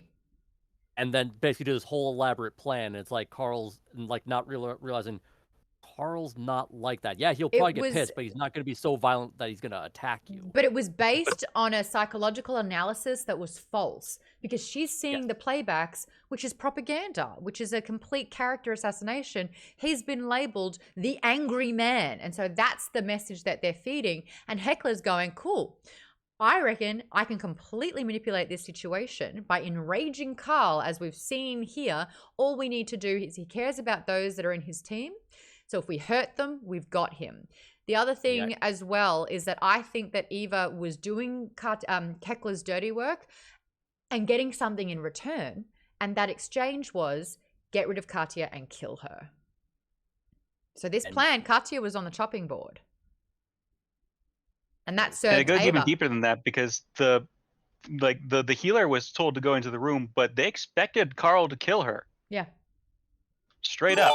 They were And that was collateral going to be the damage. justification for them killing Carl was, oh, she killed one of us, now we kill him. And the daughters were behind the door were supposed to kill Carl in retaliation, and then Hekla and Eva were then supposed to convince Donut that, oh, we'll kill them, it'll be fine, you can still join us so we can protect you and stuff like that, so that they can then get Mordecai. It's like one giant elaborate plan to sacrifice so many of your groups just to get one person. But that person is the game changer. That's the person that can see you through this entire time in the dungeon. But the one thing that they didn't count is the fact that it's like Carl is actually a very calm, rational individual that, yes, he throws a little temper tantrums, but he knows when to keep cool most of the time. He was telling Donut, like, hey, I know you're pissed, but we need to be cool. And then immediately Donut's screaming. And she freaked out. Yeah, it's like, I'm going to shoot you, bitch. And then magic missile. Right to the face. So yeah, it's like really interesting to see the truth of these sorts of things. KPW says, first rule of assassination, kill the assassin. So yeah, that was really interesting. And it was a really interesting way that Hekla's facade was broken. We empathize with Katia a lot more now because we realize and recognize she was a discarded part of this whole ploy, and what an asset it is for Mordecai. And the fact that Donut and Carl, are they necessarily a done deal in the team? Can loyalty dissuade or encourage other people to try and come in? And I think it's really interesting to see that Donut blindly worshipped Hekla, and as soon as she recognized the truth and it didn't align with what it was, she was so fast to right that wrong. And because when right at the end where Carl gets transported, Donut doesn't even think. She comes charging in. And I love this moment with Carl where he recognizes, I felt like I had to live my life alone. And I'll be honest, I think that if Carl has been in a relationship with B for that long, there has to be a layer of self-loathing that this guy has. Because that is not a self-respecting man who would maintain that relationship if he was tolerating, you know? And you only tolerate that with self-loathing because that's what you truly feel like you deserve. So it's so interesting that Carl has a lot of childhood trauma. It's hinted upon and kind of like spelled out at this stage that his father was emotionally abusive. His mother, for Carl's birthday, as a birthday present, tried to poison and kill his father and then kill herself. So it was a murder-suicide. And one part of it worked. He didn't die, she did. So this is all on Carl. This is how he's lived his life. We did get to hear a lot more of that trauma in this book. You see him react to Mordecai hitting him and he's like, whoa, you do not do that. You hear some of the truth about Donut knowing B's motives. So I think that Carl recognizing that teamwork and loyalty and having people have your back, like he's been doing so many people and helping so many people out, to see the repercussions of his good actions come back for him, I think has been really beautiful for him. Yes, Aaron. I kind of feel at this point so far, unless Carl does something monumentally stupid in regards to Donut, we will never leave him unless he is already dead. Yeah. And she is loyal to him to the core. Yeah. Yeah. That's what was solidified in this book for sure.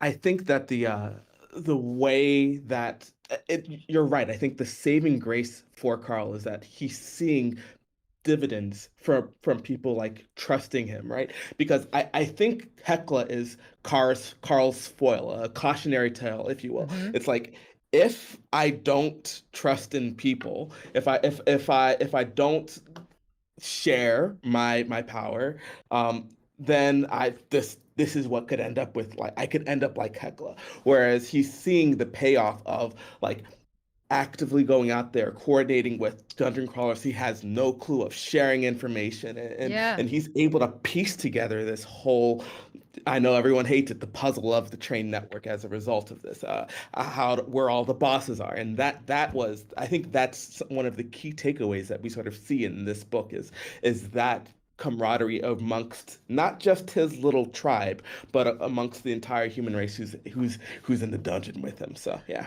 I think that that's a really great point. The fact that people could be very self-serving in this, any information, they could keep it to themselves and wipe out the elimination, like the competition, eliminate the competition in a way. Carl doesn't see it like that. He sees this as truly, we are all trying our best here, and we all need to do what we can to survive. Those first 2 books, he's seeing the countdown of the amount of people in the dungeon ticking, dripping away. Like it is just declining at a rapid rate. And he's like, every number that goes down is a person that's no longer alive. And he's understanding that. And so he is doing this unified force here. Academic, that's it. They will not break me.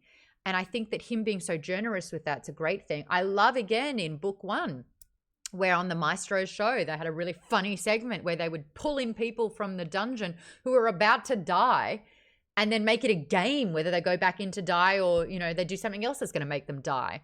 And Carl, again, manipulated that system and played to other strengths or tried to kind of like combat the game to help save people. And it was Li Jun and Li Na who were in that particular predicament, and he helped them. And they survived, and now they're actually doing incredibly well the longer that they're in there.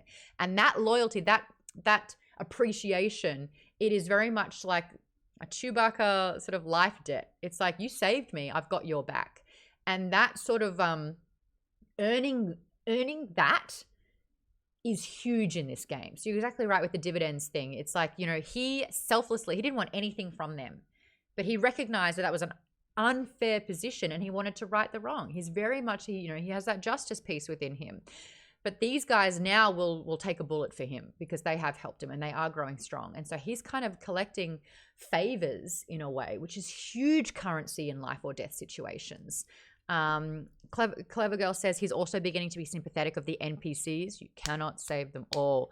KBW says that move by Carl saved their lives, and so now they are going to be pretty loyal to Carl. Exactly. KBW's also saying with the NPCs, they're as much as a slave to the game as the crawlers. Yes, anyone can become a pawn in this game. Anyone. Whether you're awake to it or not, it's a whole different story. But yeah. Vaden says the part near the end where the crawlers gave their hats to Donut was very touching. Wasn't she milking it for all it was worth, though? Thank you. Thank you. Oh, Donut is a pawn. Nice. Toe beans. There it is. Katia being the one who figured out the level design was a nice piece. We're seeing that everyone in the party has something unique and different to offer. Barnaby says the book really helped Carl turn the page. He's alone, but so were the other 24 crawlers, making the contributions before him. He now feels connected to something, which gives him new purpose in a way. The cookbook's a really interesting thing. The fact that it was downplayed so much, it was a spin the wheel kind of competition. We just saw Mordecai fight the guy running the game show. There's so much tension around it. Something's happening where a glint, a glimmer, a little sparkle will draw his eye to something that no one else seemingly is seeing here. But it's happened once before and it saved him. And something about the cookbook just has a little glint.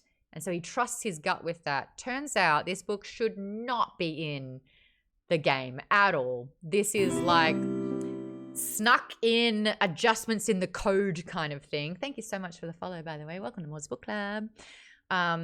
He has to keep this an absolute secret, but is a huge asset. So now we have 2 streams of information.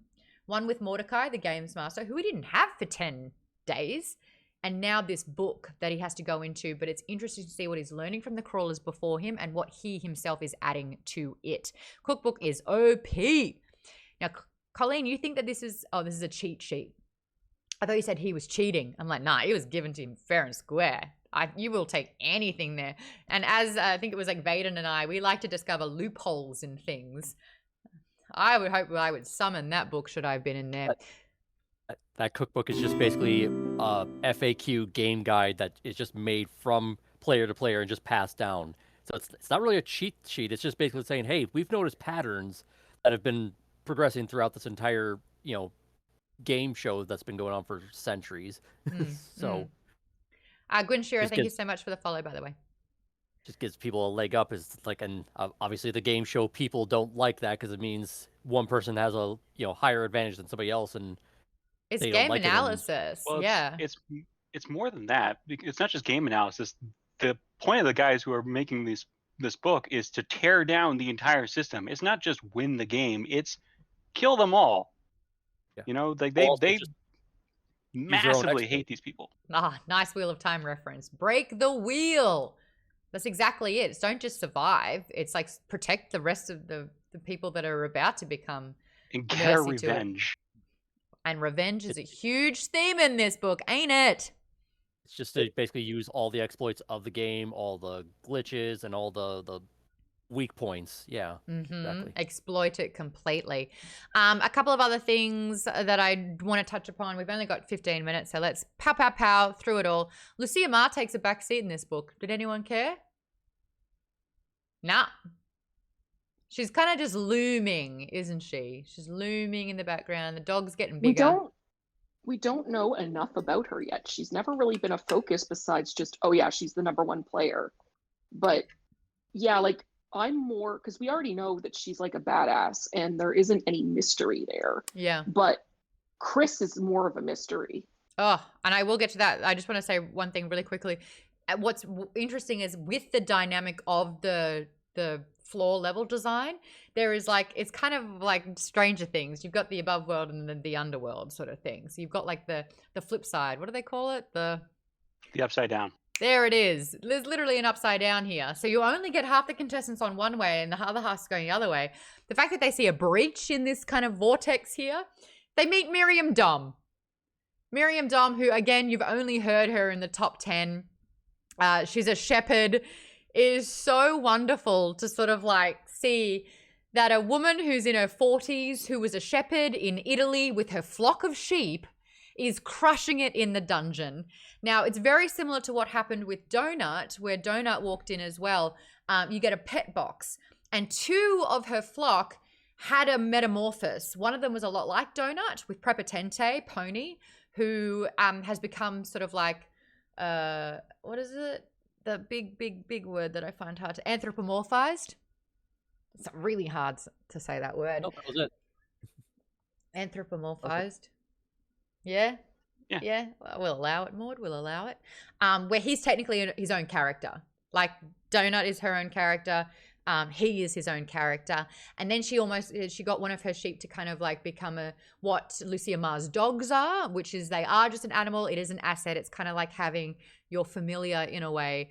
But one of them is like a hellspawn. So this thing is like you summoned it from a pentacle on the ground kind of thing. So it's really interesting to see how that has helped her. And having 2 pets like that to be in her party and to kind of go through it, amazing. Prepotente. Now, this is a fun thing. If you look up Prepotente, because I looked it up to try and figure out how to spell it, it's Italian for a word that means aggressive, assertive, and overbearing. And I thought that was just beautiful with how to describe Prepotente. That scene, hands down, one of the funniest parts of the book.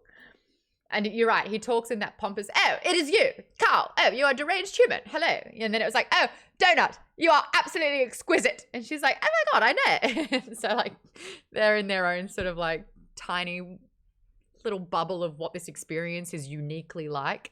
But it's just wonderful seeing Miriam, who has a really strong grasp on Prepotente. She's like, stop, apologize. I'll give you a kiss on the forehead. That dynamic I thought was really, really sweet.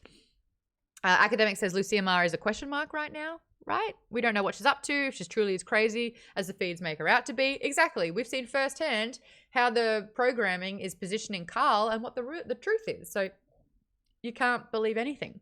But let's get into Chris.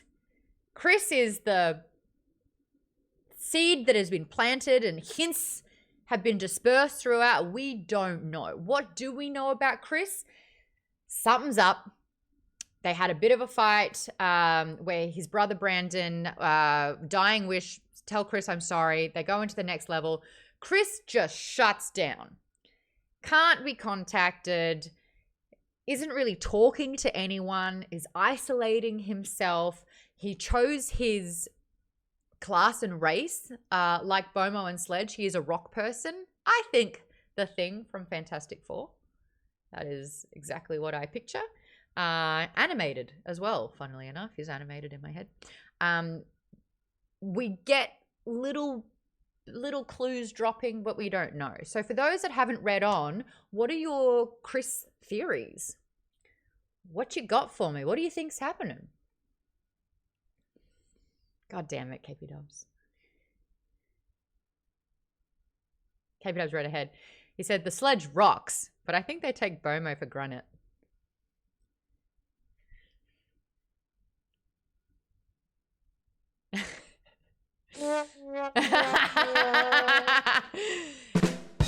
Does anyone have Chris theories?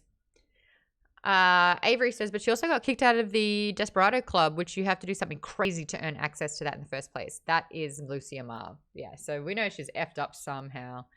Academic says he pulled a donut and idolized Carl, obviously.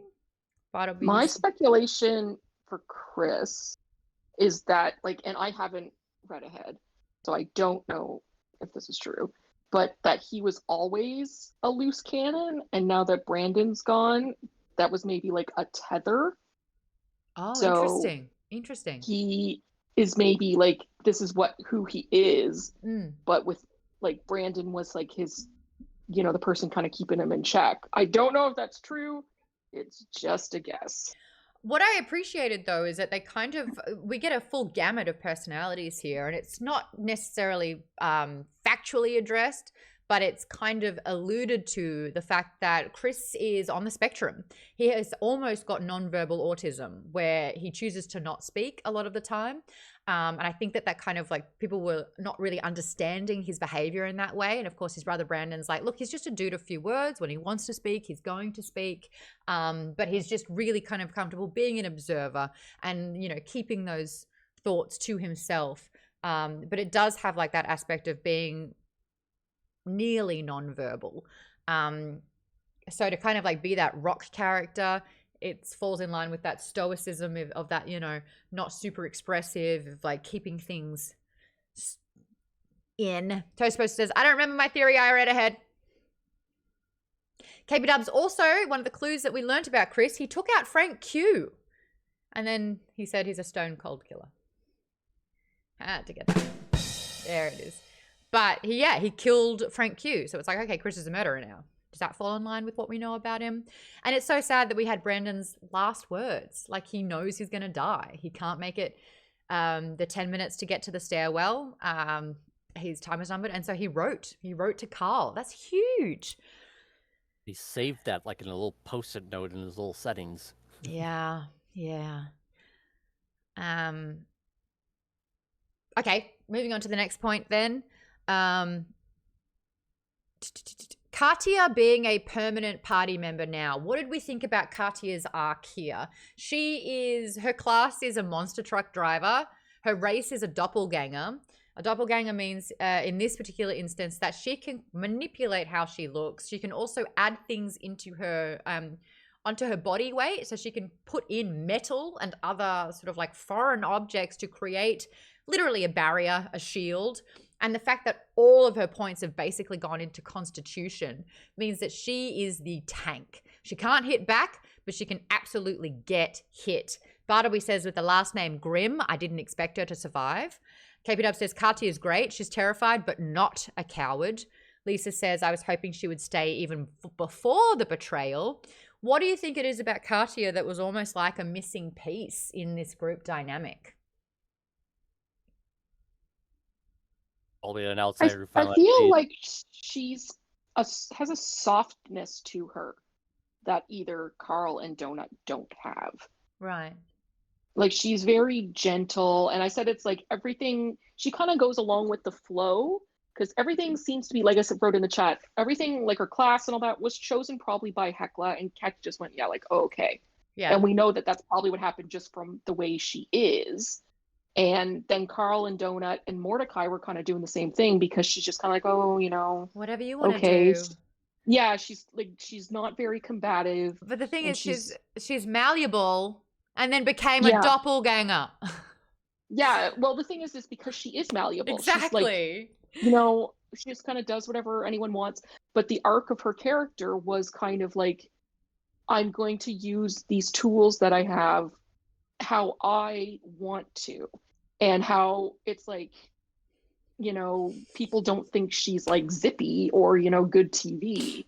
But I feel like she's brought this kind of like, she's very strong, but she has a softness to her too that Carl and Donut don't really have. Which means her constitution is over 100 and her strength is very low. She's soft but stern. She can take a beating, but she doesn't want to lash out and cut others. It actually is really well done. Her personality is completely in line with her stat delegation and her class and race. I think it's actually really, really funny. Now, when everyone was doing the Earth skill trait, randomized potion, Carl has that sport, the whoo, whatever that one's called again. We did a whole thing on it in the last book. Lob thrower. Katia had the rev head. She had like she's like a mechanic. So that goes so wonderfully with her. Tristera. Thank you, Academic. And Kate, thank you for that one. She's like a rev head. So I think it's really interesting that she's like really getting an understanding of what's going on under the hood, which really leans into her class, being the monster truck driver. It's so fascinating to see all the ways using creativity that she can become an asset. And I think Carl's cogs are turning with what she's able to do. And using the cookbook, great, we can increase her mass. She now has a ton of like shielding, so she doesn't ever have to get hit. She lost 3 of her fingers, which I think is incredibly damaging for her. She can mold and change, and technically no one ever needs to see that, but she knows. And I think she's felt really marred by sort of like the cost of what being in the dungeon is on her. Yes, KP Dubs, that was Carl saying, wow, if we can get this down, she would make a perfect spy. So now they're trying to put points into her charisma, to be more zippy, because she's like, wow, I've never had so many views. But it's like, yeah, you're actually bringing us down. So that's like an interesting dynamic as well. She's got a mohawk. It'll fix everything. But having that role, huge in this. Aaron? I don't recall, but when they were on Odette's show in the epilogue, did they ever point out like when she was basically in her normal human form without the stuff on, was her did they point out if her fingers were still there or not? Oh, I don't think it was mentioned. Actually. Yeah. I was under the assumption that she was never going to show anyone that. True. Yeah, she was, even if it was like her original look, I think she's got the ability to be like, whoop, fingers back on. But that's like, that really rocked her. As an artist, wouldn't that affect her in a lot of ways? I mean, she can learn to overcome it, but she might see that as kind of being detrimental to her. Yeah. Slowing, making it harder for her to do what she wants to do. I think because she's a doppelganger, the actual loss of it is not affecting her because she can just graft and make new fingers. I think this is a mental blow. I think that this has really, really hit her. It's a reminder that she's invulnerable. There's literally a piece of her missing. Even though no one's ever going to see that, she knows it. And I think that this was like her first, I think that almost it was up there with being betrayed by Hekla and Eva. It was just like, oh my gosh, like this, I'm deteriorating and my friendships and allies are deteriorating. But she's hardening up, like not just physically with her armor, but she's, I think, becoming, that constitution is coming through with her survival instincts. She's not as soft as she was. She's not as naive as she was. She's like kind of really, yeah, there you go. City says, she said it herself. She's losing herself. Academic, the am I even human anymore? Like she's having a fucking existential crisis. She's losing touch of who she was before all of this. She doesn't look like she was. She doesn't sound like she was. She can be 8 foot tall and 8 foot wide. Like who even is she? She hasn't got an anchor anymore. It was Hekla. That anchor's gone. Carl is kind of using her as a pawn as well. He's using her as an asset to his idea. And she's not actually agreeing to these things. He's manipulating her some of these times to get what he wants from it. Aaron.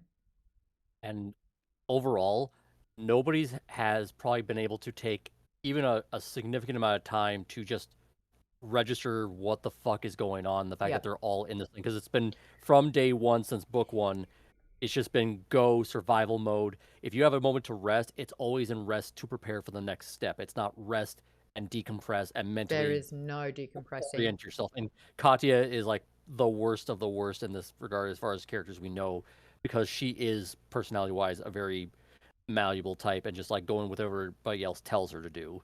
Yeah. And she's not able to have a moment to think for herself. And when she does, it was like she was a mess. She was hysterical. So, but I think even Carl has had that moment, the end of the last book, where he got a moment to himself and he was just naked on the bathroom floor crying. Like, you know, I think we're starting to see the cracks forming big time here. Sorry, Colleen, what were you going to say? Well, how Ava really dug into Katia and picked on every weakness she had, you know, and made fun of her for being that soft person. And that she was bringing them down. She was helpless. She was like, you didn't even know that I abandoned you. Like, how stupid can you get? And I'm here in my head. I'm like, babes, the camera's running. The camera's rolling. People are going to see that. You are not a likable. What are you doing? Write it in chat. But now the chat's been monetized, so there's no secrets. Everything is exposed now. Ooh. It's humanizing everyone. Will the chats be public to just the viewers, or will everybody in the channel? Right. You have to pay a subscription to have access. With a literal pay-per-view kind of thing. Yeah. You got to pay top dollar to have that sort of access, because it was such a sanctuary for them. Academic says Eva relying on Hekla to be the front person for the daughters. What do you mean by that? Was relying on Hekla to be the front person? Like, she didn't care. She didn't care how like, it's either part she doesn't care or she doesn't have the propensity to care, like fourth how she comes off. And she was like, okay, it doesn't matter. I don't have to really control myself. Hekla's got that for me, and I'm relying on Hekla. So what happens in this book is kind of a huge blow to Eva. She has no clue how to rein that in, I don't think. We haven't even touched the end of the book. You're exactly right, Vaden. Dungeon has many microtransactions, including becoming an avatar of a god. Let's talk about the end of this book. We can see, again, the seeds being planted here. Team Maestro hate Carl and Donut. Now that Katia is in the team, the Princess Maestro has sponsored Katia and gifted her a crossbolt that I'm guessing can be used on Hekla's crossbow, which is now hers. Ding. Unfortunately, she does not have a plethora of women to help boost that item. But it's essentially saying, I'm going to give you a god-killing bolt. Hint, hint, hint. And the whole fact that his... was it Gauntlet? If he punched an equine character, it could summon this god. Well, of course, that was the Maestro's plan. He wants to come in as a particular god. And I think I've got a picture of it. I think it's him. Is this not him? That's how I pictured it. I found this online. Is this Maestro? No? It was supposed to be like a centaur with a bull's head. Okay. Well, I saw that and I was like, cool. I think that's it. I don't think Close enough. I don't think it's a book spoiler from next book. I don't know anymore though. Avery says, I was not surprised that the Maestro was alive. He was too big of a character to be killed off screen. And now Maestro has another snick video with his back being blown out. This time Mongo, just take the L, bro. Thank you for that, Miss Necromancer. I flinched at that line. Well, Mongo's in doubt. I was like, nope, too far. That is too far. You leave Mongo out of this. Academic, was it a thing? Academic? What was the spoiler for? Was it something else? You'll let me know. My bad. I've got other ones here. Here's Hekla. Whee. Is that about right? Is this what we thought Hekla would be? Is that the bow, the crossbow, the armor, the Amazonian goddess? Yeah. Lucia Mar in one of her forms. You know how she's got the two forms? This one, I believe, is the melee form, and the other one is the magic form, 12-12. I did not picture the bikini armor for Hekla. Well, you haven't played video games that were designed by men. I instantly knew that. We've got Amani. I want to talk about Amani and why, in my TED Talk, I will argue that Carl and Donut, if they had any sense to them, would try to recruit Amani in their group. Her downside, she will put anyone else before her a lot of the time. The good side, her job is literally to heal and to buff. You run your sweet little fingers through those butterfly wings, you get a constitution buff for 10 minutes.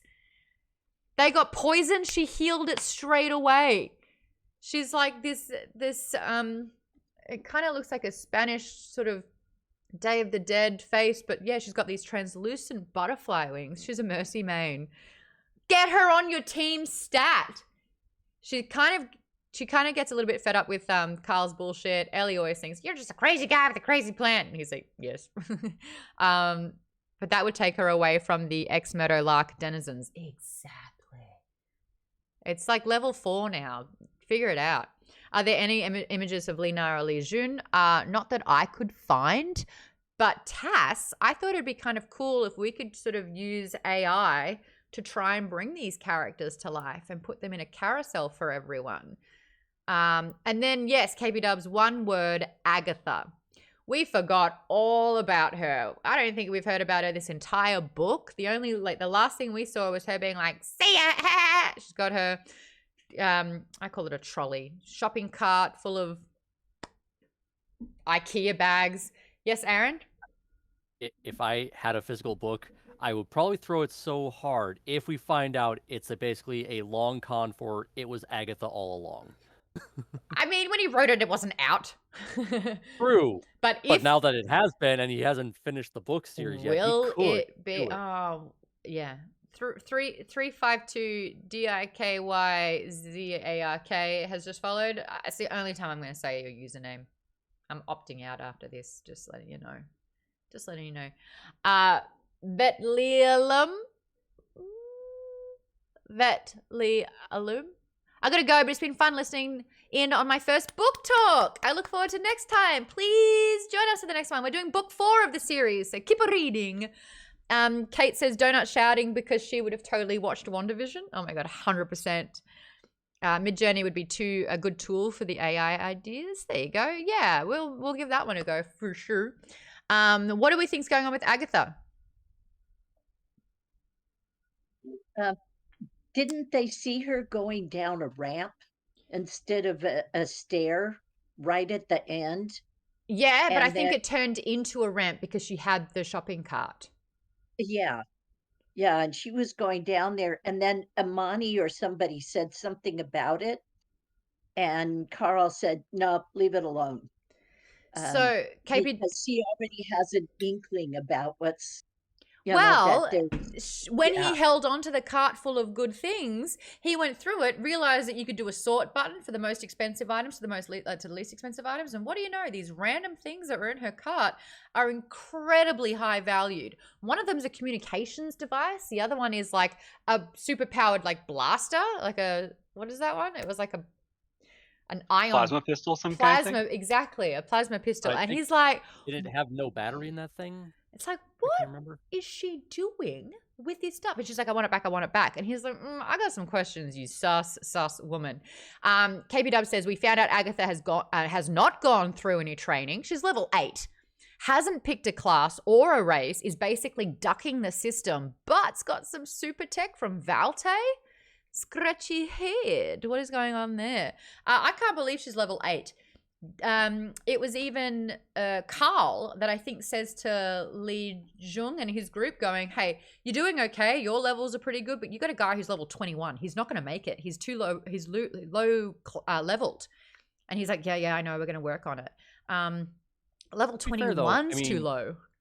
I mean, to be fair, though, Katia, before they got on the train, did that whole thing with, her being the cow catcher and all that stuff. She was like 24, and then she was like up to like 36 or 37. 29. No. Oh, then she killed Hekla. No, that was after. Yeah, that's after she did it with Hekla, but it's like And that one little moment can change everything. what was Hekla number 3? How much money did she just win? Like 500,000 gold or something? 400. 400,000. She's got bank. And the other thing is they used all their coupons. So what was really interesting, we're over time. What was really interesting when they set up book 4, the end of book 3 and the epilogue was a huge deal. They were supposed to be getting celestial boxes because they somehow rorted the system. They didn't think that they were going to survive. And they had to veto the whole thing.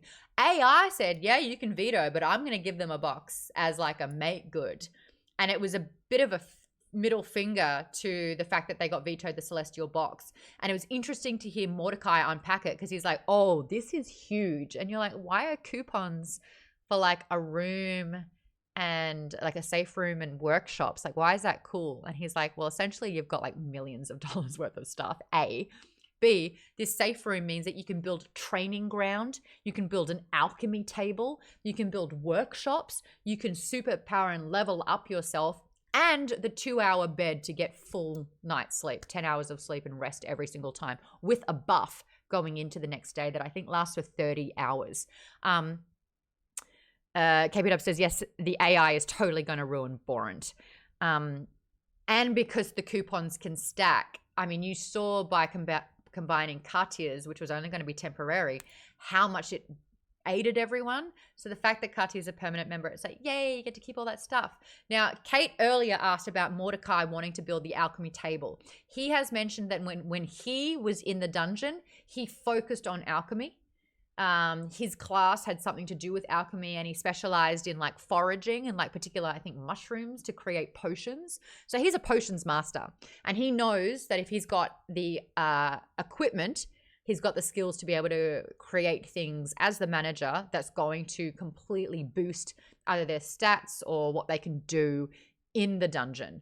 And so he's basically said, trust me with this, and I'll be able to deliver back. And one of those things was that stat boost potion, which I think it was like between a 1 and a 5, it would boost a particular stat for you. And he made a couple of those, which you're only allowed to get a couple. So he is being an asset. But Kate, I want to hear from you. Why do you think we shouldn't trust him at all? Because he has his own agenda. He's self-aware and trapped in this dungeon. He knows that he needs a crawler to help get him out. So, I mean, yeah, he's helping them, but he's helping them because it suits him. And we don't know, like, all this weird stuff's going on with his past. We don't know about, like, his feud with Odette, and then he, like, gets himself banned for a week because he's, like, fighting this guy. Yeah. So it's just, I don't know. There's just something there that I was like, There's definitely, I mean, it's Chaco too. There's definitely a lot going on with Chaco and Odette and what the hell is going on. But he's already got his ticket out. This was supposed to be his last season. He was so pissed when he became a manager because he was supposed to already be out of the dungeon. He wasn't supposed to have to go through this anymore. Only if his crawlers that he trains get to a certain level, which they now have. Yeah, so he would have been done with it. Yeah, he would have been done at the end of the last level if Donna hadn't picked the class that she did. Also, though, we have something to compare Mordecai to. Ellie Gibb chose Frostmaiden, A, so she could fly, but also she got a manager. She has a manager in her class as well, and that manager is phoning it in. That manager is not an asset at all, and Ellie keeps sort of reminding her, going, maybe we'll hear back from her when we have an inquiry. It's like, so you do see that Mordecai is very knowledgeable, is an asset, but in this book we learned really hard and fast that they are very dependent on him for answers. They are turning to him for everything, and then boom, didn't have him for a whole week when the level's only 10 days long. The bloom is off. What's that? Also, Zev's gone now, and they got another rep named Loiter, I think. What's the bloom is off? The bloom is that political party for it's the Nazi party for the aliens. The Kuatin. Oh, cool. There you go. Huh. We learned quite a bit about the outside world in this book. I can't wait to hear more about it. I love that you're playing dumb about that, KP Dubs, knowing very well that you've read ahead. Aaron says, doesn't he earn a higher severance the higher the level with his crawlers get? Yeah, I think he's really, really vouching for them. I think he's got shit that he's embarrassed to even talk about, and he does not want them to know, and he doesn't want that to surface. He's moved past it. It's already, like, he's trying to get past. But dude's got an anger streak, and whatever this Choco guy has brought to the surface. Really hasn't gotten past it if he's not willing to talk about it, though. Good point. Oh, I've been told it's time. We got to end this one. I want Zev back. Zev! We're going to write Gossip Girl. Avery says, okay, I agree with Miss Necromancer about Mordecai being suspicious because he was so mad about getting the manager job and now he's super into it. Bartleby says Mordecai definitely has a foul temper, except he was a toad in this one. I was so glad that out of all the levels that Mordecai was going to bugger off for a week, it was when he was a toad. Ha ha! KP Dub says, one thing reading this book taught me is that I forgot 90% of it from just 4 months ago. Because we finished this book, we're moving on to the next book. You've got 2 weeks to finish book 4. Hopefully you've got some time off over the holidays. We are going to read it all in one go, and I will be chatting with you at the end of the month. I think it's December 28th. Yes. I literally get back from Australia on the 27th, and LA to Australia, fine. Australia to LA, rubbish. So wish me luck on that one. I'll be joined by Claire Grant. She's the founder of Team Unicorn. She's a very dear friend of mine, and she's the girl who got me into this series. Tomorrow, though, 5 till 6, if you're listening to the audiobook, do I have a treat for you? Thank you, Dark and Full of Terrors. It's a Game of Thrones reference. Welcome to Maude's Book Club. We're about to leave. Jeff Hayes, 5 till 6. If you remember, get those questions in. If you haven't listened to the book, I'm actually going to try and get Jeff to do as many character voices for you so that you can have that in your mind while reading the words on the pages. Hopefully it will enhance that experience even more as well. It's a lot of fun. You've got less than 24 hours to get those questions in. If you want to join up to the Patreon, we need one more $15 tier, which means you can be in this voice chat. We're all going to hang out for a little bit after the show here. If you want to have a voice in this, literally, if you want to be in the call with a great community, jump on in. We are accepting We're accepting new members all the time here. They're such good people. We bond over books. What's not to love? And we need 2 more in the $5 tier, and each of those will unlock a giveaway bonanza, each with their own packages. We've got multiple sets of packages as well, including a Patrick Rothfuss package, which is a signed copy of his latest book, and the Something Wicked This Fay Comes calendar for 2024. They're great prizes. Giveaway live for that. What? Giveaway. Oh, is it? Oh, because we unlocked one of the giveaways. It's already live in the giveaway chat. Get out there. Oh, get out there and kill. No, get out there and join the Discord and enter the giveaway. It's been unlocked. All you have to do is click a button, but join the Discord. It's absolutely free. It's a lot of fun in there. We do book recommendations. We talk about authors. We talk about the upcoming shows. And in there, you can see why it'd be really cool to be a member. Anyway, thank you so much for joining. Who are we going to raid? Oh, my jaw hurts. Sage is online. Damian Haas is on. Oh, it doesn't matter. Whoever you raid is going to sign off the second you get in there. I know. It's so amazing how I have that tendency to do that. Isn't that cool? Jackie Jing's on, actually, everyone. Let's give her a bump. Well, there you go. Sold. Let's give her a bump. She's playing Street Fighter 6. Oh, nice. Right? That could be fun.